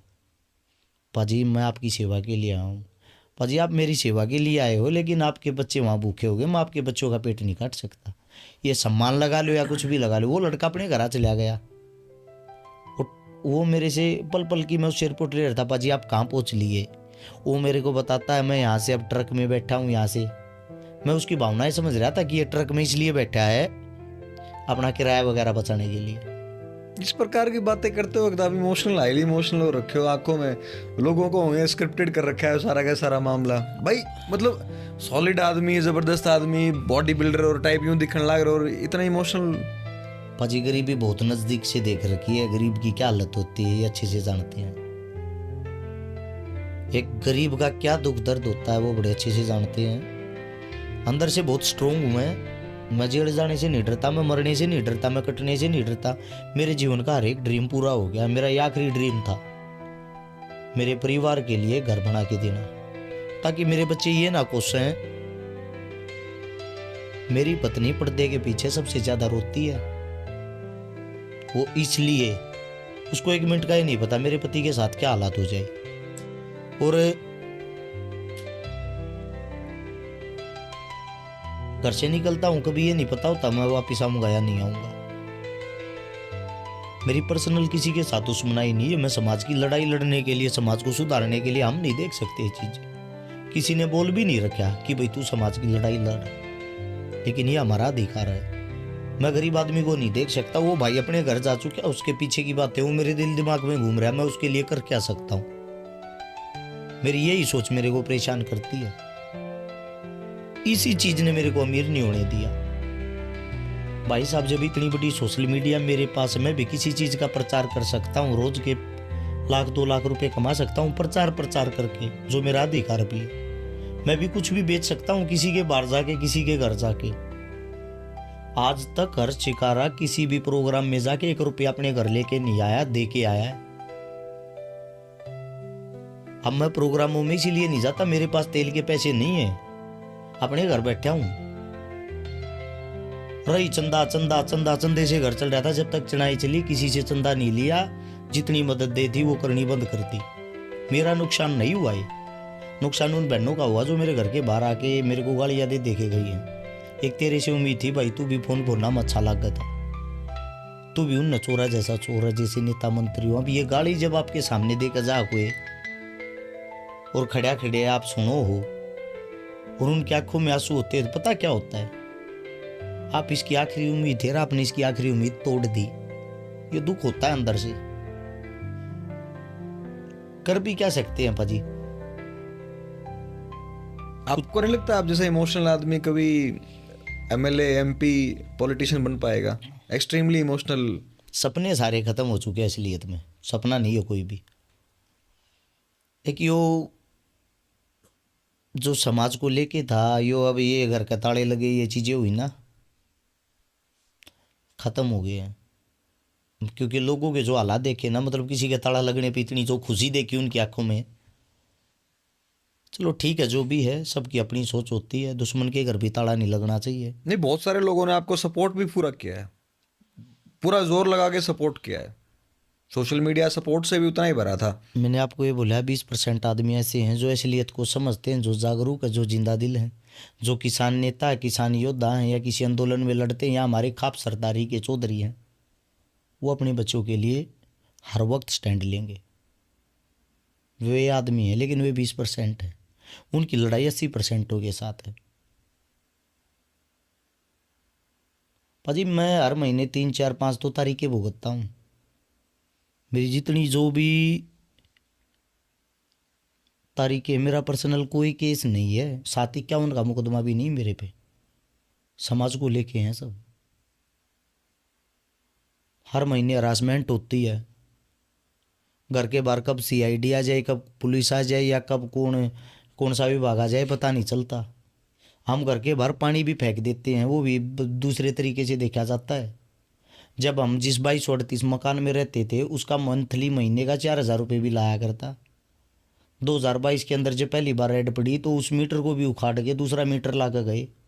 हमने बोला भाई ये मीटर क्यों उखाड़ा, इसका कारण क्या है? बोला ऊपर से आदेश, ऊपर पूछो। हम बिल भर रहे हैं पूरा, तो मीटर उखाड़ने का क्या वो? जब ऊपर किससे पूछे, ऊपर जाके पूछा तो ऊपर का जवाब ये था, भाई और ऊपर सरकार से पूछो, सरकार के आदेश है। लास्ट अंतिम पड़ाव जहाँ था वहाँ पूछा भाई किस लिए मीटर उखाड़ा, तो उनका जवाब ये था, भाई आपका बिल कम आता है। वो मीटर लगा के गए जिससे हमारा बिल मंथली को चलाए ना चलाएं 60 से 65 हज़ार रुपये आया था। मतलब हर तरह की हरासमेंट जेल जेल के यहाँ तक पहुँचे हैं। अगर जिन लोगों को लगता है चंदे के सारे हर शिकारा चल रहा, तो अभी तक किसी पार्टी को ज्वाइन कर लेता। उसके अंदर लालच होता, लोभ होता। लालची आदमी हर चीज़ में पैसा ढूंढता है। अपनी सोशल मीडिया से मैं पैसा कमाता, लोगों की ऐड करके मैं पैसा कमाता, 2 नंबर के काम करके मैं पैसा कमाता। कौन सी स्टेज ऐसी आएगी लास्ट जब आप बीजेपी ज्वाइन कर लोगे कि मतलब इस हद तक तो मैं रुकूंगा और इस हद तक इसके बाद मैं कर ही लूंगा फाइनली बीजेपी ज्वाइन? इससे आगे क्या स्टेज लेके आओगे आप? जिन हालातों से मैं गुजर रहा हूँ पिछले जो 2 महीने हैं, एक हफ्ते के अंदर आपके घर के बाहर 103 से 4 गाड़ी आ जाती हैं सरकारी अधिकारियों की, जो आपके 7 साल 8 साल के बच्चे से भी गंदगी से ये पूछती हैं तेरा बाप कहाँ है। जो एक मेरी पत्नी को फॉलो करती हैं, घर से बाहर निकलते ही उसके सामने गाड़ी अड़ा के उससे पूछती हैं कहाँ गया वो पंचायती। उसके साथ मैं वो वल्गरिटी यूज नहीं कर सकता, ये कर देंगे वो कर देंगे। उस दुख को मैं ही जानता हूँ, कोई नहीं जानता। इतना होने के बाद तो आदमी कर ही लेता है कि चलो पटका पहन ही लो बीजेपी का। अब तो एक कहावत है जो हमारे अपने लाला जी होते हैं, उनके बड़ों से सुनिए कि पुत मर जाए रोजगार ना मरे। यानी कि बच्चा जो होगा वो दोबारा पैदा हो सकता है, रोजगार दोबारा पैदा नहीं होगा। मेरा रोजगार भी ख़त्म कराया गया है, मेरी हर चीज़ पर ताला लगाया गया है। घर की ताले की कहानी का पता है आपको? क्या पता है? आपके घर पे ताला लगा दिया था प्रशासन ये ने? क्या पता हुआ, ये तो सभी को पता है। कहानी का लगाया क्यों था, कारण क्या था? हाँ, एक चीज़ ने मेरे को निगम वाला नोटिस कुछ एक चीज़ ने मेरे को बड़ा सपोर्ट कराया, उनका मैं धन्यवाद करना चाहता हूँ। हमारी सोनीपत की जो पुलिस है ना, पुलिस प्रशासन ने हमारे को परेशान नहीं किया 1% भी। उनको पता था कि ये एक जो भी ऊपर का दबाव है, अपराधी नहीं है ये। उन्होंने पूरे से भी ज़्यादा सपोर्ट किया मेरी अभी पूरी तो कह रहे फैमिली थे कि आपकी पत्नी को पुलिस वालों ने को। कहा। एक पुलिस वालों ने नहीं कहा, मैंने बोला अधिकारियों ने। अधिकारी एक ही तरह के नहीं होते। अब सिविल ड्रेस में कौन अधिकारी आ रहा है, क्या बोल रहा है, कैसे पता लगेगा आपको? आपके घर के बाहर बोलोरो गाड़ी आ गई, 4-5 आदमी उतर गए, सबकी ड्रेस सेम है सिविल, क्या पता आपको कौन सा क्या है, ये किस प्रकार के अधिकारी हैं? आप सामाजिक कार्य कर रहे हो, आपको क्रिमिनल की तरह ट्रीट किया जा रहा है। क्रिमिनल ऐसे ट्रीट थोड़ी होते हैं। क्रिमिनल तो अच्छे से रहते हैं। क्रिमिनल होते तो शायद हमारे साथ ऐसा नहीं होता। बात सीधी सी ये है जिस इंसान की कमर के अंदर रीढ़ की हड्डी होगी वो किसी भी राजनेता को अच्छा नहीं लगता। रीढ़ की हड्डी का मतलब होता है स्वयं का वजूद, खुद की बैकबोन मजबूत होना। उन लोगों को मेरी बैकबोन मजबूत लगती है, फिर वो मेरा बैकग्राउंड देखते हैं, इसका बाप दादा काका कोई बड़ा नेता अधिकारी रहा है? जी नहीं, इसका बाप मजदूरी करता था, ये भी मजदूरी करता था, इतनी नीचे से उठ के आए तो ये कैसे ऊपर चला जाएगा? फिर आप पे वो प्रेशर बनाते हैं। आपको एक बात आज बता देता हूँ, किसी भी पार्टी का कोई भी नेता हो, वो आपको आम घर से उठ के आए तो कोई भी पसंद नहीं करेगा। आपके अंदर अगर हुनर होगा तो जनता आपको नेता बनाएगी, और जनता जब आपको नेता बना देगी जब वो पार्टी आपके पैरों में आगे बैठेंगी। लेकिन वहाँ तक का जो संघर्ष है, जो स्ट्रगल है, वहाँ तक आप जिंदा रह पाते हो या नहीं, क्या पता कितने अरमान, कितने नेता, कितने मंत्री ऐसे ही कुछ ले गए, मारे गए। अब क्या मैंने एक बात बोली थी, आपने शायद उस बात पे गौर नहीं की। 11 फरवरी को मेरे घर का उद्घाटन, उसके बाद ये नहीं पता घर 2 दिन का या 3 दिन का। जी। मेरे ऊपर क्या प्रेशर है, मैं 26 फरवरी तक एंट्री सेफ्टी बेल पे हूँ, अग्रिम जमानत पे। आज आपके सामने ये बातें पहली बार बोल रहा हूँ, किसी प्रोग्राम में शामिल नहीं हो सकता, किसी सामाजिक प्रोग्राम का हिस्सा नहीं बन सकता, कुछ भी मैं किसी के खिलाफ नहीं बोल सकता, ये मेरे पे पाबंदियाँ हैं। फिर भी मैं आपके सामने बैठ के आपसे बातें कर रहा हूँ। ये सब वो नोटिस जो चिपकाया गया वो 2 जनवरी को लगाया गया था, थोड़ा नोटिस पे बात कर लेते, यानी कि घर को सील। आपने वीडियो के अंदर देखा होगा, उस वीडियो में अंधेरा नजर आता है। जी। सुबह की बात लगती कि सुबह सुबह की वो है। बात रात की है। अब बात क्या है, 2 जनवरी को आप कानून को जानने वाले भी हो, अच्छे पढ़े लिखे भी हो, मैंने आपको देखा है, नोट किया, छोटी छोटी चीज़ों को रिसर्च करते हो। 2 जनवरी के दोपहर के 2 बजे ग्रैप 3 जो लगा था प्रदूषण फैलाने की चीज़ें, 2 बजे वो हटा दी गई थी सोनीपत के अंदर, ज़्यादा धुंध के कारण 2 बजे हटा दी गई थी। ग्रैप 3 जो है उसके आड़ में या उसका बहाना लेके अपना जो घर, अपने घर पे जो नोटिस लगाया गया वो लगाया गया था शाम के टाइम। एक्चुअल टाइम क्या वो मुझे नहीं पता, रात का टाइम था। अब वो नोटिस जब चिपकाया गया उसके अंदर ये बात बोली गई थी कि ग्रैप 3 लग रहा है, इससे प्रदूषण फैलता है। मेरा जवाब ये था, हमारा कंस्ट्रक्शन का काम पूरा हो चुका है दिवाली पे, जब हमारा काम ही पूरा हो चुका है तो प्रदूषण किस चीज़ से फैलता है? उनका जवाब ये था कि प्रदूषण जो फैल रहा है वो फैल रहा है जो पेंट करते हो आप लोग, उससे भी धूल उड़ती है। मेरा सवाल ये था, पेंट तो हो ही नहीं रहा कहीं। आपको भी पता होगा इतना तो कि 5 बजे के बाद सर्दियों में कोई भी मिस्त्री मजदूर काम नहीं करता, अपने घर चले जाते हैं, उनका टाइम 5 बजे का होता है। जी। और जब वो रात के टाइम वो काम ही नहीं करते तो धूल किस चीज़ से उड़ रही थी? या तो उनको काम के लिए रंगे हाथों पकड़ा गया हो, या आप लोगों ने पहले कोई नोटिस जारी किया हो, तभी तो ताला लगा सकते होगे। ताला लगा दिया। ताला लगने से पहले की बात बताऊंगा तो आप हैरान हो जाओगे। 2 जेसीबी घर को गिरने के लिए आ गई थी 2 दिन पहले, नए साल पे मेरे को एक गिफ्ट दिया जा रहा था, यानी कि शायद 31 दिसंबर की बात हो। समस्या ये आती है, जो वहाँ जेसीबी लेके आए हुए थे वहाँ के ये देखते हैं इस मकान का मालिक हर्ष चिकारा है ही नहीं, गिरोगे किसको? मालिक तो आरती है कोई। बोले आप आरती का हर्ष के साथ कोई ना कोई कनेक्शन ढूंढो। अब आरती का हर्ष के साथ कनेक्शन ढूंढते, कहीं बहन तो नहीं लगती, बीवी तो नहीं लगती, ऐसा कोई कनेक्शन नहीं मिलता। नहीं जी, ये तो रिश्तेदार है। अब उनको ये हो गया मकान तो गिर दोगे, आरती रहती है यूके में, वहाँ से यूके से उन्होंने केस फाइल कर दिया या ऐसा कोई कदम उठा लिया, क्योंकि लड़ना मेरे को अच्छे से आता है। इस चीज़ को देखते हुए उन्होंने सोचा ज़्यादा बड़ा पंगा हो जाएगा, आप वापस भेज दो। उन्होंने वो जेसीबी वापस भेज दी। लेकिन उनके दिल दिमाग में एक बात रही, बंद करना है तो करना कैसे है। उन्होंने फिर 1 तारीख को छोड़ के 2 तारीख को उसको सील कर दिया, और उन्होंने बोल दिया कि कुछ कागजात है जो आपको दिखाने पड़ेंगे, उसके बाद हम इसको खोल देंगे।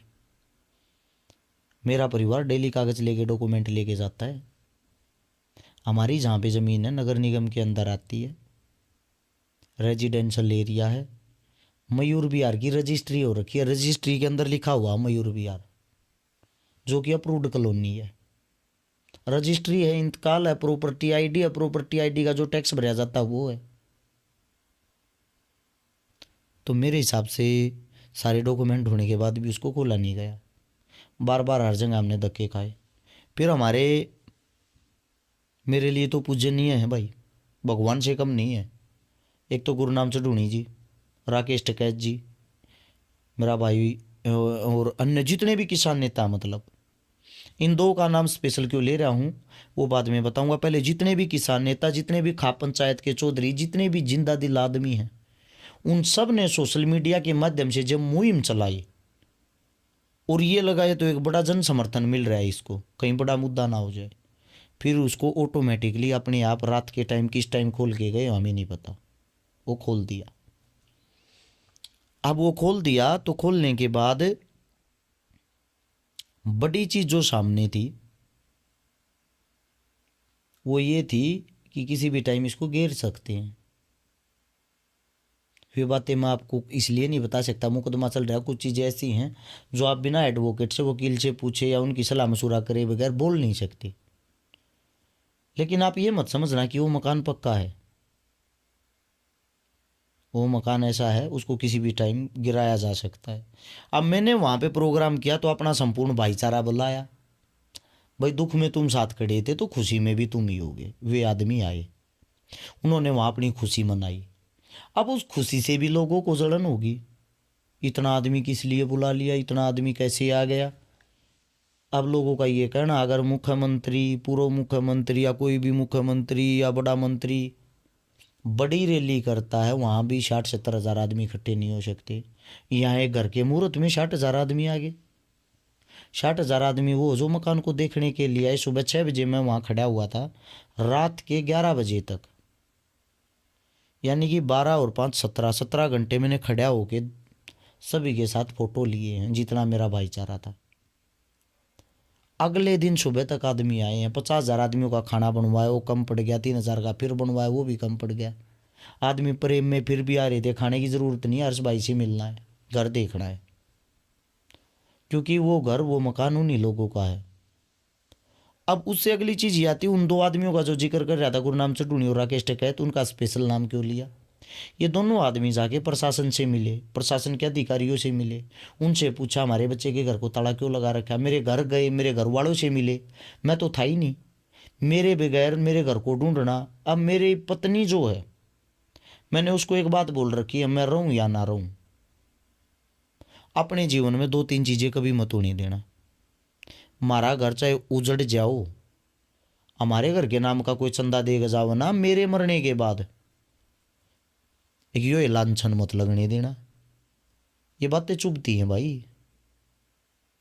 जब मेरी पत्नी कोई फोटो घेर देती, उसके नीचे भी ये लिखते हैं चंदे का सूट पहन रही, या रद्द होगी।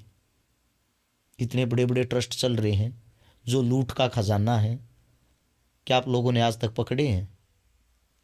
क्या हुआ, किसी के सामने आंसू दिखाते नहीं, दिल दुखता है, दिल रोता है। 1-1 बजे अपने घर घुसता हूँ, सुबह 6 बजे उठ के फिर निकल लेता हूँ, समाज के बीच में रहता हूँ। वह मेहनत, वो संघर्ष किसी को दिखाई नहीं देता। मेरे साथ हर वक्त 10-20 लड़के रखता हूँ, जो लड़के मेरे साथ रहते हैं उनका जीवन, उनका खाना पीना, उनका भविष्य, उनका सब कुछ अपने सिर पे लेके चल रहा हूँ। उन लोगों को मैं क्या मुंह दिखाऊंगा अगर कल मैं स्वयं मैं कुछ बड़ा नहीं कर पाया, या उनके लिए मैं रोटी तक का जुगाड़ नहीं कर पाया। आज मैं उनके भरोसे हूँ, उनके बेसर उनके भी घरों को खा रहा हूँ। मेरे साथ एक लड़का रहता दादरी का, मेरे साथ एक लड़का रहता निंदाने का, मेरे साथ एक हमारा बड़ा भाई साहब रहता धनाने का। भाई साहब उनके घरों को लूट लूट के खा गया मैं, उन्होंने कभी सरकार के सामने आके सवाल जवाब नहीं करे। और जो ये कुछ भी भोग देते हैं, ये तो जातिवादी है, कुछ बोल देते तो ब्राह्मणों के खिलाफ है, राजपूतों के खिलाफ है, हिंदुत्व के खिलाफ है। भाई साहब एक शब्द बता दो मैंने कभी किसी जाति धर्म को टारगेट करने के लिए बोला हो?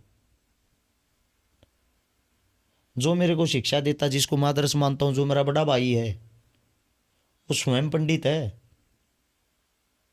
वो पंडित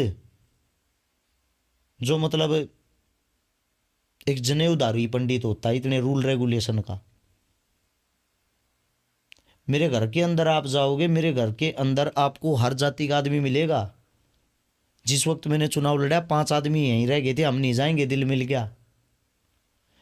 अब इस वक्त जब ये मजदूर आए हैं, जो चढ़ाई हुई है, चढ़ाई के बाद 3 आदमी और रह गए, हम नहीं जाओगे, हम यहीं पर रहेंगे, बेशक कोई काम धंधा ना करा। भाई साहब ये देखो, मैं मतलब जिन लोगों को मेरे से इतनी बड़ी उम्मीद है और मैं उनको इकल न टूक नहीं दे पाया, मैं कहाँ जाऊंगा। मेरे घर परिवार को बदनाम कर दिया जाता है। आज तक इसने अपने भाई के साथ फोटो नहीं डाली, आज तक इसने अपने बाप को नहीं दिखाया, न्यू नहीं कराया। मेरा बाप इतना सादा बोला, मेरे बाप ने ये नहीं पता इस माइक के सामने के बोलना। मेरा भाई एक सरकारी सर्वेंट है, अपने कारण मैं अपने भाई को क्यों मुसीबत में डालूंगा। जो बात करते हैं चंदों की, लडराउंड मेरा गांव है, कदे जाकर चेक करना। अपने किले का अगर डोला 1 इंच भी बाका हो जावा है, टेढ़ा हो जावा है, आदमी मानस मार दे है। हमारे गांव में 8 करोड़ रुपए तक किला का रेट शुरू है, 12 करोड़ तक का रेट है किला का। मन ने मेरे काका पर कर्जा था तो अपने अपने नाम का किला बेच के मेरे काका का कर्जा तारा, क्योंकि वो भी मेरा बाप है। मेरे काका और मेरे बाबू और 3 हैं, तीनों मेरे बाबू, तीनवां बाबू का आगरू। मेरा जो छोटा भाई है वो उम्र में मेरे से छोटा है। 500 गज का जब घर बनाया था, जब हमारा अच्छा टाइम था, जिस वक्त मेरे भाई को मैंने घर बना के अपने नाम का भी उस्त दे रखा कि वो छोटा है। 1 इंच 1 फुट तक मैं ज़मीन नहीं ले रहा, मेरे हकमक है। मेरे गांव में 50-60 हज़ार रुपये गज तो नॉर्मल ज़मीन का भाव है। भाई साहब सबसे पहले तो अगर मैं मतलब ही सवारती चंदे आड़ा होता, अपने किले ना आप बेचता, गांव में नहीं रहना था तो अपने मकान ने आप बेचता, और फिर उन करोड़ों रुपए से अपना कोई ना कोई रोजगार करता। बातें कोई भी बड़ी कर सकता है। पूरे हरियाणा में नजर मान लियो, गिने चुने आदमी पाओगे जो अपना हक छोड़ दे। मैंने दादा लाई हक छोड़ रखा है। मेरे से सवाल जवाब जब करना, मेरे में कमियां जब निकालना, पहले अपने घर अपने परिवार को संभाल के दिखाओ इतने अच्छे से। सोशल मीडिया है, फेसबुक है, कितनी बातें कर लो उतने ही जवाब। कुछ आदमियों ने एक धंधा ढूंढ लिया, हर चिकारा नाम से आप वीडियो बनाओगे आप फेमस हो जाओगे। उनकी नॉर्मली वीडियो नहीं चलती, हर चिकारा का नाम लेने से ही चलती हैं। अच्छे व्यू आते हैं, अच्छे लाइक आते हैं, अच्छे फॉलोवर आते हैं। 2 रुपये जब से इस फेसबुक ने देने शुरू किए ना, यूट्यूब ने देने शुरू किए, हर इंसान यूट्यूबर बन गया, हर इंसान फेसबुकिया बन गया, हर इंसान सेलिब्रिटी बन गया। हजारों आदमी ऐसे हैं जो मेरे को गालियाँ दे दे के नेता बन गए, अपनी कौम के कोई नूर बन गए। एक हमारी कौम ऐसी है जिस कौम से मैं आता हूँ, उस कौम के अंदर कबड्डी खेलने के ज़्यादा शौकीन वो इंसान आज भी अपने बच्चे की लेग पुलिंग करते हैं। और दूसरी कौमें, कई कौमों के अंदर तो ऐसे ऐसे इंसान हैं, अगर उनका लड़का समाज को गालियाँ देता है ना भर भर के दिन रात, उसको भी योद्धा और छतरी मानते हैं। हमारे पूर्वजों ने, हमारे बुजुर्गों ने ये चीज़ें हमारे को सिखाई नहीं, बस फर्क इतना शिक्षा का। भैया आपने जो घर का प्रोग्राम किया था, ये इतने लोग बुलाए आपने, ये 50 से 60 हज़ार जो लोग आए थे, ये इसलिए बुलाए थे कि आप अपना शक्ति प्रदर्शन कर सको, ये दिखा सको प्रशासन को मैं कि एक आवाज़ पर किसी भी टाइम इतने लोग इकट्ठे कर सकता हूँ। काश वो दिन आए मैं शक्ति प्रदर्शन करूं, वो देखने लायक होगा। ये पारिवारिक प्रोग्राम था, 60,000 आदमियों के प्रोग्राम को मेरे लिए बड़ा मत समझो। ये पॉलिटिकल आदमियों को चैलेंज कर रहे हो आप, पॉलिटिकल पार्टीज को, पॉलिटिकल लोगों को ये बात कह के? अगर इसको कोई चैलेंज समझे, चैलेंज समझ लो। मैं 15 दिन के अंदर जहाँ बोलोगे 1 लाख भाईचारे की भीड़ इकट्ठी कर सकता हूँ, आदमियों की नहीं। पॉलिटिकल जो आदमी होते हैं आजकल, उन्होंने नया ट्रेंड अपना लिया, 2-2 हज़ार रुपये में, 1-1 हज़ार रुपये में आदमी इकट्ठे करने का। अपने पास पैसों की भीड़ नहीं, प्यार की भीड़ है। मैं पॉलिटिक्स को लेके भी कुछ न कुछ सिखाना चाहता हूँ, लेकिन लोग उसको उल्टी दिशा में लेके जाते हैं। जैसे कि जब मैंने चुनाव लड़ा तो मैंने चुनाव के टाइम 1 रुपया भी चंदा नहीं लिया। जिस गांव के अंदर से मेरे को अगर किसी ने 11,000 रुपये दे दिए, तो उस गांव में ही 11,000 रुपये मैंने अपने पास से मिला के उस गांव की पंचायत को दे दिए कि चौपाल के लिए कूलर वगैरह या कोई भी सुविधा कर लेना। मेरा जो कहना था, मेरा कहने का तात्पर्य ये था, लोगों को ये दिखाना था कि आप नेताओं को चंदा क्यों देते हो। 5 साल वो एंजॉय लेते हैं चंडीगढ़ में, दिल्ली में आप लोगों को बूझते तक नहीं, और चंदा भी आप देते हो, अच्छी बात है, हद की बात है। पहले भी आप लूटते हो और 5 साल भी आपको ही लूटते हैं। लेकिन आज का टाइम ऐसा हो गया, लोगों की सोच बताता हूँ। मेरे को बड़े बड़े लोगों ने, राजनीतिक लोग, उन्होंने एक बात बताई, है भी सत्य ये, कि आप चंदा लेना शुरू कर दो चुनाव में, सबका अधिकार है। जो बड़े बड़े मुख्यमंत्री तक चंदा लेते हैं, प्रधानमंत्री तक चंदा लेते हैं चुनाव के लिए। जब आप किसी से चंदा लेोगे, जैसे कि आपसे मैंने चुनाव में, आपने मेरे को 11,000 रुपये की माला डाल दी, तो भैया जी आपके 11,000 रुपये जेब से निकले तो आप पर्सनली तौर पे इन्वॉल्व हो गए हो मेरे साथ। आप मेरे जितनी ताकत लगाओगे चुनाव में, ये चुनाव वालों का रूल है। मैं इस रूल को बदलना चाहता था, मैं ऐसा नहीं होना चाहिए। चुनाव हम लड़ रहे हैं तो हम दूसरों की जेब से पैसा क्यों लगवाएं। 20 करोड़ रुपए चुनाव के अंदर चंदा मैंने वापस किया है, लोगों के सामने, कैमरों के सामने, मीडिया के सामने। 20 करोड़ रुपए? 20 करोड़ रुपए। मैं नाम नहीं लेना चाहता एक साथी का। एक मेरा साथी फॉर्चूनर गाड़ी भर के लेके आ रहा था, तेरे चुनाव के लिए पैसा है कि भी उल्टा नहीं देना, जितना बरतना बरत ले। ये इस प्रकार की बातें आप सोशल मीडिया पे वायरल होने के लिए, हवा बनाने के लिए नहीं कर रहे? वीडियो मिल जाएंगी चुनाव के टाइम की बहुत सारी, लाख लाख, 2-2 लाख, 5-5 लाख। मेरी ससुराल में ना मिले होंगे शायद, मैंने 11 या 21 लाख थे, और 1 कुंटल शायद घी मिल गया होगा। मैंने ये कहा था घी मेरा पहुँचा दियो, 1 कुंटल की तो ज़रूरत नहीं, 1 पीपा पहुँचा दियो, पैसे अपने वापस रख लो, मन चाहते नहीं। वीडियो मिल जाएंगे, ऑन रिकॉर्ड बातें हैं भाई जी। चुनाव लड़ा है और कोई ऐसी बात थोड़ी है हम पर्दे के पीछे कुछ भी भोग रहे हैं। अब बहुत सारे लोग ये कहते हैं कि बात तो ठीक है, मुद्दे तो ठीक उठाते हो, लेकिन समस्या कहाँ आवाज जाती है? बैठी है, शब्द बैठे हैं। मेरा मानना ये है, जो आवाज़ का कड़वा होगा दिल का साफ होगा। मीठे आदमी के अंदर शुगर होती है, मीठा आदमी मेरे को पसंद नहीं है। आपके विचार उसी को पसंद आएंगे जो आप जैसा होगा। अब मेरी आवाज़ ऐसी है, मैं लोगों को दिखा, मेरे को कोई जेब थोड़ी काटनी है किसी की, मैं मीठा बन जाऊँ। ये बात जो आपने बोली है, शिकायत बहुतों को है कि आप बोलते हो दबंगई के साथ। भाई साहब, मैं किसी गरीब आदमी को, रिक्शावाले को थोड़ी बोलता हूँ। आप कह के मैं बातें करता हूँ, इज्जत और सम्मान करता हूँ मैं सबका। मेरे से एक दिन भी बड़ा, उसके भी मैं पैर छूता हूँ। मैंने आज तक अपने आप को बड़ा ही नहीं माना कहीं भी। तो आवाज़ का क्या लेना देना हो गया इसमें? इज्जत और सम्मान आना चाहिए आपको। आपने चुनाव की बातचीत की। चुनाव में आजकल सबसे बड़ा जो खर्चा है वो मीडिया का है, मीडिया मैनेजमेंट का। आपने भी खर्चे होंगे पत्रकारों पे पैसे? भाई साहब, ये बात ना करोगे अच्छा है। मेरे से वैसे ही दुनिया नाराज़ रहती है और नाराज़ हो जाएंगे। नहीं, जो आप तो सच बोलने वाला इंसान हो। कुछ साथी ऐसे हैं, कुछ साथी जो तेल भी अपनी जेब से लगा के आते थे, मेरी जेब से 1 रुपया नहीं लिया। कुछ साथी ऐसे हैं, घर से जब चलते थे, जब उनके अकाउंट में पैसे डाल देते थे, आज पैसे डालेंगे तो वो कल आते थे कि एडवांस बुकिंग हो गई है। सबका आप अपनी सोच, आप अपना तरीका है। आप तो चुनाव की बातें कर रहे हो, आजकल तो पत्रकार सूट बेच रहे हैं हरियाणा में। भाई साहब, क्यों किसी का रोज़गार बंद करवा रहे हो? सूट नहीं, क्या पता क्या क्या बेच रहे हैं।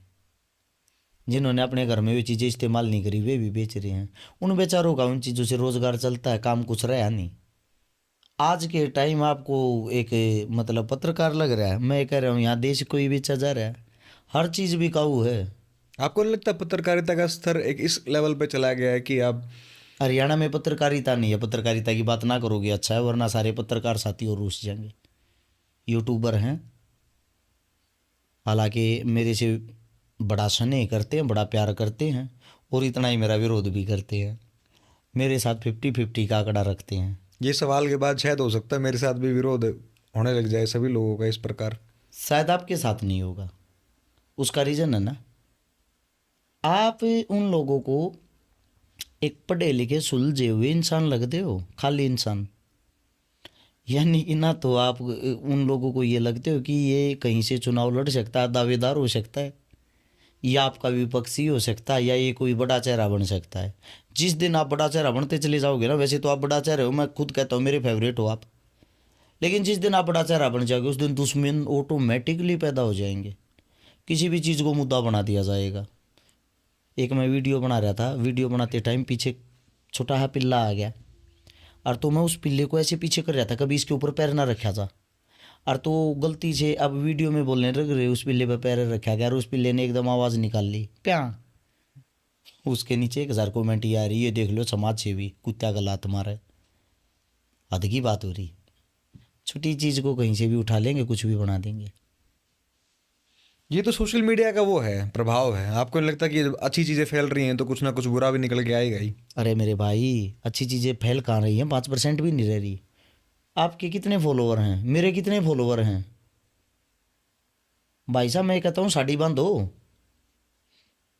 और सुंदर ही 4 ठुमके लगाओ, मिलियनों में फॉलोवर, मजे ही मजे। जुबान से जय रुक लो, गंदगी बोलो, जो मर्जी जय, जितनी गंदी गालियाँ बोलो, देखना आप मिलियनों में फॉलोवर, मजे ही मजे। शर्म तो वहाँ भाग जाती उन लोगों को, सेलिब्रिटी बोल के मंदिरों के अंदर उनको चीफ गेस्ट बुला लेते हैं। गजब हो गया यार। आपने कभी एक बात सोची है, हमको ये बोलते हैं कि हम सनातन धर्म या हिंदू धर्म के दुश्मन हैं। हम तो सोफे पे भगवे हुए बैठे हैं। भगवे सोफे पे बैठे हैं। तब एक बात करते हैं, हरियाणा के अंदर हर मंदिर और गौशाला में जब रागनी प्रोग्राम होता है उसके अंदर लड़कियां नचाई जाती हैं मंदिर के प्रांगण में, और वो लड़कियां कैसा कैसा डांस करती हैं ये तो खैर सभी लोगों को पता है। सभी लोगों को पता है ना। तो क्या उस धर्म को हम बदनाम कर रहे हैं? आपने कभी सुना किसी मस्जिद के अंदर लड़कियां नचाई गई हों? आपने कभी सुना किसी गुरुद्वारे के अंदर लड़कियां नचाई गई हों? क्या लड़कियां नचाने के लिए मुसलमान आते हैं? हमारे ही लोग तो नचाते होंगे। सोचने का विषय ये, हमारा सतर कितने नीचे गिर गया है। एक बात और बता देता हूँ, मेरे को ये लगता है लड़कियां नचाना उनकी भी मजबूरी है। लड़कियां मत नचाओ, कलाकार को बुला लो, किसी कलाकार को बुला लो। कलाकार आप किसको मानते हो हरियाणा में टॉप कलाकार इस वक्त? मानते हो या नहीं मानते हो? ढूंढने से मिलता है, बड़ी मुश्किल से मिल रहे हैं भाई साहब मैं कलाकार जैसे तो मैं आजकल। मानता हूँ, जी मैं वैसे तो सारे कलाकार मेरे तो प्रिय हैं, साथी हैं, जी। मैं उनमें से चुन नहीं सकता, लेकिन एक जो मेरे लिए मैं बेस्ट मानता हूँ, जिसे मैं बहुत सीखता हूँ, विकास पासोरिया, रागनी कलाकार। काफ़ी अच्छे, बिल्कुल। मतलब उनके पास क्या ज्ञान है, क्या नॉलेज है। तो विकास पासोरिया को बुला लो आप, गांव में ढिंडोरा बैठवा दियो, कौन आओ विकास आवे। भाई साहब 200 आदमी इकट्ठे हो जाते, घनी बड़ी बात मानियो। सिर्फ एक बात कर दो, लड़की आ रही है डांस होगा। भाई साहब घर में एक आदमी रह जा, मन्ना बता दियो। हमारी सोच देखो कितनी छोटी हो गई है।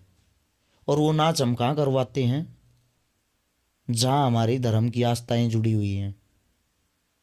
मतलब कि चंदा लेने के लिए, गौशाला के लिए इकट्ठा करने के लिए भी वहाँ लड़कियां नचानी, क्या ठीक है? क्या हमारा इतना विवेक भी नहीं रहा कि बिना लड़की नाचे हम चंदा भी नहीं देंगे? मंदिर के अंदर लड़कियां नचानी, यार हद की बात है।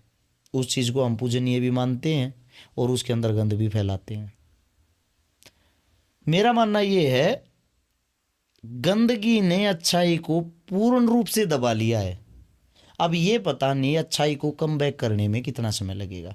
हमारी इस इल्ज़ाम वाली वीडियो में एक आखिरी एक और इल्ज़ाम है आपके ऊपर। मैंने रिसेंटली सुना था, खैर महिलाओं के बारे में ऐसी चर्चा करना मैं खुद मानता हूँ कि सबसे निंदनीय अपराध है।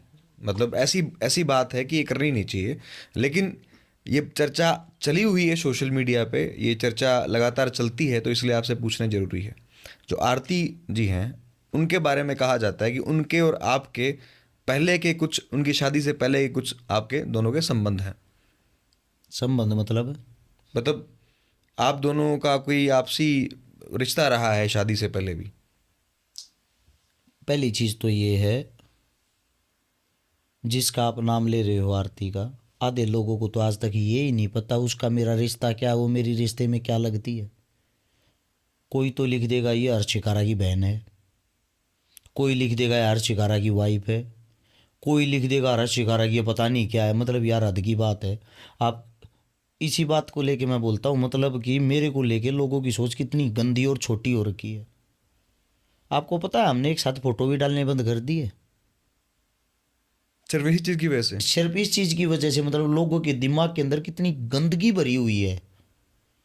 भाई साहब आप अपनी बहन के साथ फोटो डालोगे, उस पर पता नहीं क्या लिख दे, हो सकता है ये लिख दे बहुत बढ़िया माल ले रहा भाई, किसका मुंह पकड़ोगे आप, क्या जवाब दोगे? मतलब इतनी गंदगी। यानी कि लड़की आपके साथ खड़ी होने का मतलब यही है क्या कि आपकी सेटिंग, आपका प्यार है, आपके संबंध है, यही चीजें होती हैं। आपके घर में भी माँ बहन होगी, क्या ही बताएं। पहली बात तो ये मेरे बारे में भी ये फैलाया जा रहा है, इससे अलग भी ये भी फैलाया ही जा रहा है जो आप बोल रहे हो। जी। इससे पहले बताता हूँ, बड़ी वायरल वीडियो हुई थी चुनाव के टाइम पर भी, ये तो छोरी बजा के ले रहा है। हाँ ये बात भी है भी, हाँ हुई ये बात होगी। भी है। मैं आपसे एक बात पूछना चाहता हूँ, जब मैं छोरी बजा के ले रहा हूँ तो मैं इस गांव के अंदर मोड़ बांध के केकरण गया था, बारात लेकर केकरण गया था, फिर वे मैं फोटो खींच के डालू हूँ मेरी पत्नी के, मेरे जो शादी के फोटो हैं वे कहाँ से आ गए? फिर ये बहम है कि लव मैरिज है। भाई साहब मेरी अरेंज मैरिज है, शटावली गांव में ब्याह रखा हूँ, शादी हुई थी पूर्ण रूप से, गांव में बारात गई थी, मेरा ससुरा मैंने देख कर गया था जिसने मैं पसंद कराया था, और आरती शादी के बाद मैंने पता लग गया था आरती कौन है। आरती मेरे साले की वाइफ है। आरती शुरू से लगभग 8 साल से यूके रहती है, मेरा साला भी वहीं रहता है, हम मिलते ही खाली छुट्टियों में हैं। अब वो घर पा रही है फिलहाल इस वक्त घर के प्रोग्राम में, 9 तारीख को आई थी, आज शायद हम बात करें 13 तारीख होगी, चाय भी नहीं पी ली हम लोगों ने अभी तक साथ बैठ के। प्रोग्राम था हमारे घर में 11 का, जी। फोटो तक नहीं लिया हमने साथ में अभी तक है, टाइम ही नहीं है भाई। ये पता नहीं कैसी कैसी बातें दुनिया कहाँ से उठा के ले आ जाती है। एक दिन मैं नेशनल मीडिया में बैठा था, मतलब मेरे को खुद इतनी शर्म आ गई, यार इतनी गंदगी कैसे हो सकती है। बोले आपकी जो वाइफ है वो तो विदेश में रहती है। मेरी वाइफ मका विदेश में कब? वो आरती। मैं बोला डियर बहन जी, आप किसी का इंटरव्यू ले रहे हो उससे पहले अपनी पूरी चर्चा जो होती है वो आपस में तो कर लिया करो। आरती मेरी वाइफ नहीं, मेरे साले की वाइफ है। फोटो डालते ही कुछ भी, मैं फिर उसके नीचे कमेंट पढ़ता हूँ, मेरे को तो छोड़ दो, कई बार कमेंट पढ़ता हूँ, मेरे परिवार का हिस्सा तो मैं आईडी हम एक दूसरे की आपस में चेक करते हैं। ऐसी ऐसी बातें पाऊंगी, तू माड़ है, किसके साथ शादी कर ली, तने तो ये करना चाहिए था, हमारे पास आए। गंदगी इतनी लेवल की भरी हुई है भाई साहब, मुंह ढक देना। अगर एक औरत का हो सकता है उसका खुद का बच्चा भी पीछे से देख के ये बोल दे अपनी माँ को क्या माड़ है। ये हालात ही सोशल मीडिया ने पैदा कर दिए। इस टाइप की बातों पे आपकी वाइफ का क्या रिएक्शन होता है? आदत हो चुकी है, हम कभी बाजार में नहीं जाते घूमने। मैं कैमरे के सामने अब क्या ही बताऊं, मेरा फ़ोन अगर आप चेक कर लोगे, हो सकता है DM 70% लड़कियों के मैसेज हों, तो उनमें से 40% वो हों जो मेरे को दिल से भाई मानती हैं, लेकिन 30% क्या पता क्या क्या किस प्रकार के पा जाएंगे, क्या क्या बोलती रहती हैं। तो वो हमारे पे निर्भर करता है भाई, हम उस गंदगी में उतरते हैं या अपने आप को उस गंदगी से बचाते हैं। ये आज के टाइम एक धंधा भी बन गया है। आपको पता होगा कितनी FIR दर्ज होती हैं, मतलब लोगों ने ये काम ढूंढ लिया, पहले आपसे बातें करेंगी, फिर आपके साथ वीडियो चैट करेंगी, फिर जो जो गंदगी होती है फिर आप ही की वीडियो वायरल करने की आपको धमकी देंगी, वरना पैसे दो नगद। कुछ इस टाइप का चल गया है, आपसे बातें कर लेंगी, आपसे लगाव दिखाएंगी, बातें करने के बाद आपको मिलने बुलाएंगे, आपने कुछ गलत किया आप पे तुरंत बलात्कार का मुकदमा दर्ज, 15-20 लाख रुपए दो वरना आपकी वीडियो वायरल कर देंगे, आप पे मुकदमा दर्ज हो जाएगा। ये धंधा ढूंढ लिया लोगों ने भाई। ऑफ द जब इंटरव्यू स्टार्ट नहीं किया, बातचीत हमने स्टार्ट नहीं की थी, तो उस बातचीत से पहले आपने एक बात कही थी कि आपको सूखे से डर लगता है, अंधेरे से डर लगता है। ये कौन सा ऐसा अलग जो है लोगों ने जाना नहीं आज तक हर्ष शिकारा को? ये कौन सा हर्ष शिकारा है जो सूखे से डरता है, अंधेरे से डरता है? देखो हर इंसान के अंदर कोई ना कोई खास बात होती है, कोई ना कोई बुरी बात होती है, कोई ना कोई अच्छी बात होती है। तो जितने आप स्ट्रोंग होते हो उतने ही आप कमज़ोर भी होते हो। आपकी कमज़ोरी क्या है? वो शायद मैं एक दिल्ली 5 स्टार होटल के अंदर प्रोग्राम में चीफ गेस्ट था और 6 मंजिल तक मैं चला गया सीढ़ियों से। जहाँ प्रोग्राम था वहाँ 7वीं मंजिल में लिफ्ट थी। भाई साहब मैं वापस घर आ गया, मैं नहीं गया, मेरे को डर लगता है। हद से ज़्यादा लगता है मेरे को लिफ्ट से? हाँ, इतना लगता है इसके अंदर बैठते ही मर जाऊंगा। मेरे जैसा एक और बता दूँ डरपोक आपको ऐसा ही, मेरे हिसाब से केडी है, कुलवीर दनोदा भाई अपना, हरियाणा का सुपरस्टार, वो भी ऐसा ही है। रही सुई की बात, मैं डॉक्टर से पकड़ के, अभी मेरा ऑपरेशन हुआ था, 4 सुई मैंने अपने आप लगाए थे अपने को, डॉक्टर से नहीं लगवाई। आप लगा लेता हूँ, डॉक्टर से नहीं लगवाऊंगा। अंधेरे से डर लगता है, हद से ज़्यादा, हद से ज़्यादा डर लगता है मेरे को अंधेरे से। मेरे को थोड़ी बहुत रोशनी चाहिए। झूले से डर लगता है, मैं झूले पे नहीं बैठ सकता। एक बारी माई ने मार दिया होता इसी चक्कर में, क्योंकि वो बोली ये दुनिया बैठ कर घूमती अपने पतियों के साथ, मेरे साथ कदे ना बैठता। हालांकि है वो बड़ी सॉफ्ट, मेरा बड़ा ख्याल रखा है मेरे जीवन में। अगर मैं आज यहाँ पे हूँ तो उसका कारण है मेरी पत्नी, वो जो मेरी बैकबोन बन रही है, उसने जो मेरे जीवन को संवारा, उसने जो मेरे जीवन को, मतलब मेरे से बड़ी दिलदार है वो। पत्नी के ये बोलते हैं कि औरत के हाथ से पैसा नहीं छूट सकता।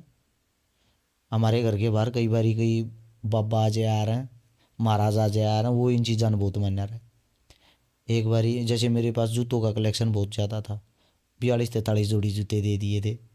महाराज जी ले जाओ, जो सांप ने बढ़िया लगा वो ही ले जाओ। महाराज जी ने कट्टा भर लिया, तो उसने ये नहीं बोला छोड़ जाओ, ले जाओ कोई बात कोई ना, रोटी खाए बगैर नहीं जान दिया रहा। तो मेरी जो पत्नी है उसने मैं झूले में बैठा लिया। अब वो झूला ऊपर गया, मेरी आंखें बंद हो गई, मेरे पूरे शरीर में पसीना आ गया। चिल्ला चिल्ला का आवाज़ लगा लगा के उसने रखवाया। मन उस दिन ये लग गया, मतलब मेरी ज़िंदगी में मन ये लगा इससे बड़ा डर कोई नहीं। तो इन जिन चीज़ों से डर लगता है, चोट वोट से डर नहीं लगता, मरने कटने से डर नहीं लगता। मेरे सारे पैर कटे फटे पड़े हैं किसान आंदोलन के टाइम। इससे पहले एक आंदोलन 2018 में हुआ था दिल्ली में, किसान आंदोलन। जब 2019 में अकेले दिल्ली जंतर मंतर पर 57 आंदोलन किए थे मैंने, अकेले 2019 की बता रहा हूँ ये। मेरे नाम से वहाँ परमिशन ही अलाउ नहीं थी कि हर शिकारा नाम का व्यक्ति आता है वहाँ पर परमिशन लेनी पड़ती है। ये हर बार बहुत ज़्यादा भीड़ लाता है, यहाँ तोड़ फोड़ कर जाता है। जिन लोगों को लगता है भाई हमने हक की आवाज़ें नहीं उठाई, कुछ बातें आज बता भी देता हूँ, अब याद आएगी। जो धर्म के ठेकेदार बने फिर रहे हैं नकली चोला पहन के, माँ गंगा की सफाई के लिए संत गोपाल दास के साथ मिलकर सबसे पहला आंदोलन दिल्ली में हमने किया था। 3,500 आदमियों ने अपने खून से सरकार को पत्र लिखा था, उसमें से खून मेरा भी था और जिसको सुई से डर लगता है। उसके बाद एक बेटी थी, एक कांड हुआ था टप्पल कांड के नाम से, गूगल करोगे मिल जाएगा। ट्विंकल शर्मा नाम था शायद, सर हाँ ट्विंकल शर्मा।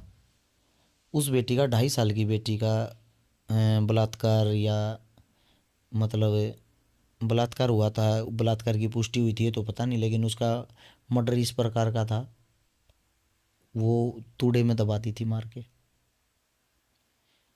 वो जिस घर के अंदर दबाई थी उसको निकाल के लाने वाले हम थे, मौके पर मैं वहीं था।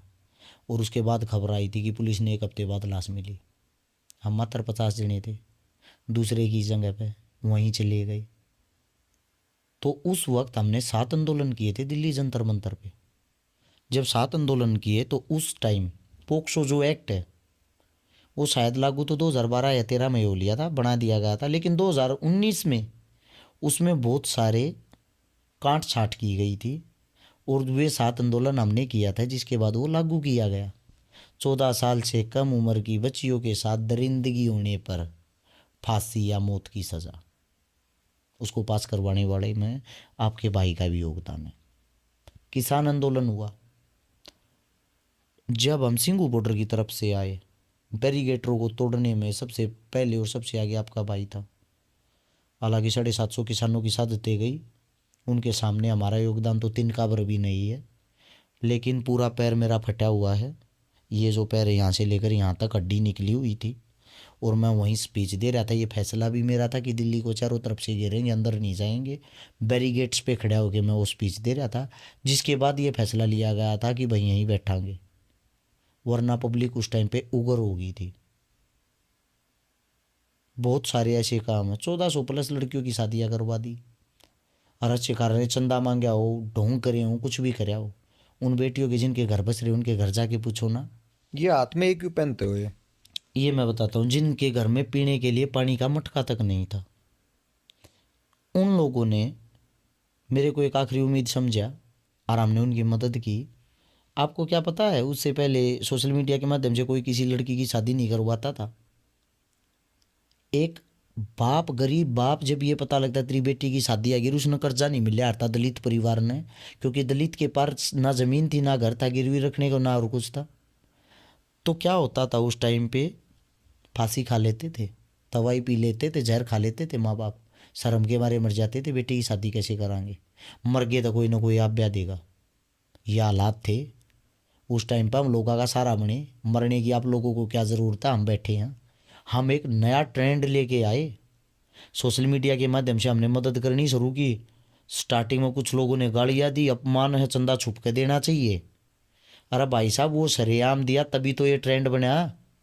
जब आप बुरी चीज़ों को दिखा सकते हो तो अच्छी चीज़ों को दिखाने में क्या बुराई है। जब वो ट्रेंड बना तो ट्रेंड बनने के बाद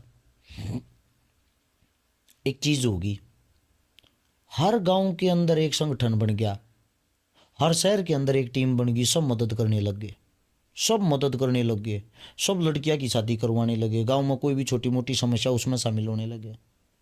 1.5 साल से हरस शिकारा ने जब वो बंद किया कि भाई हरस शिकारा तो चंदा खारी से तो घर चल रहा है, मेरा लक्ष्य ये था जब तक घर की चढ़ाई चल रहेगी आप चंदा लेंगे ही नहीं, देखेंगे जबकि हमारी चढ़ाई पूरी ना हो या हमारा जीवन पूरा ना हो।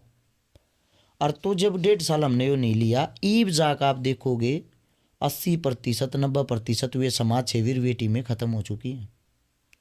एक मेरा भाई है, संदीप नाम है, संदीप लांबा दौलतपुर, मेरी टीम का भाई है, हिसार के पास गांव है। जैसे मैं उस साइड नहीं जाता, उसको मदद बता देता, तू कर दिया अगर भाई। उसका पिता गुजर गया पीछे ही, हाथ जोड़ कर मैंने बोला अब तू ये पे घर की जिम्मेदारी घर ने संभाल लिया, मदद नहीं करेगा। 35 लाख रुपए कर्जा कर रहा है, लोग आप रुपये लेता, लोग रुपये देते 20,000। कम से कम एक बेटी की शादी में खर्च लाख रुपया आ जाता था गरीबी में। 50 आदमियों का खाना भी बनवाना, छोटी मोटी उसकी ज़रूरत की चीज़ें भी देनी, इच्छा अनुसार जो चीज़ें होती हैं। और तो उन चीज़ों में लगभग 1 लाख रुपए खर्चा आ जाया था। 35 लाख रुपए वो लड़का कर्जा कर रहा है, क्या उसको कोई पूछने वाला? जब तेनू कहते चंदिया तो घर भर रहे होंगे, ये आपके सामने बैठा हर शिकारा, क्या पता कितने करोड़ रुपए दवाइयों से उन भाइयों ने कमाए, और उनके सारे पैसे मन ने इन चीज़ों में लगा रखे हैं। जब मेरी गोज की हिम्मत नहीं रही, औकात नहीं रही, जब अपने घर बैठ गए। आपको एक बात बता देता हूँ, कभी आप अपने आप को ये सोचते हो आप सेलिब्रिटी हो या आपको कहीं किसी प्रोग्राम में शामिल होने से इज्जत मिलती है? इज्जत पैसे को मिलती है भाई जी। आप किसी कबड्डी, कुश्ती, कोई गेम करवा रखा, उसमें ना सबसे बड़ा पोस्टर पता है किसका लगेगा? जिसने सबसे बड़ा इनाम दे रखा हो, चंदा दे रखा हो। बिल्कुल। अब वो चंदा कहाँ से आता, चोरी से आता, जारी से आता, कोई नहीं पूछता। और उस इंसान की वैल्यू क्या है उसको भी कोई नहीं पूछता। ठीक है, तो भाई साहब अहमियत इंसान की नहीं पैसे की है। और उस टाइम पे भी हम स्ट्रगल कर रहे हैं। हर शिकारा आज भी शून्य पे बैठा है, 0 पे। मैं लोगों के एक एक फोन पे 10-10 काम करवा देता हूँ। Video call. मैं सीनियर इंस्पेक्टर काली पहाड़ी चौकी से। यश, आपके पार्सल में ड्रग्स मिले हैं। हर काम सिफारिश से और रिश्वत से होता है। उस रिश्वत को भी नहीं देने देता, फ्री में काम करवा देता हूँ। सिर पे की इज्जत कमाई से अलग कुछ भी नहीं। भाई साहब एक बात बता, सोशल मीडिया वाले यार, एक कोई जैगवार ले आता, कोई रेंज रोवर ले आता, कोई डिफेंडर ले आता, यहाँ एक किस्ता की गाड़ी ले रहे हैं, उस पर भी सवाल जवाब नहीं हो जा। स्कॉर्पियो में घूमने लग रहा है, 7 साल का लोन है, वे किस्त कैसे कट्टा रहा है महीने, हमारा घर ले रहा, हमने भी रहा है।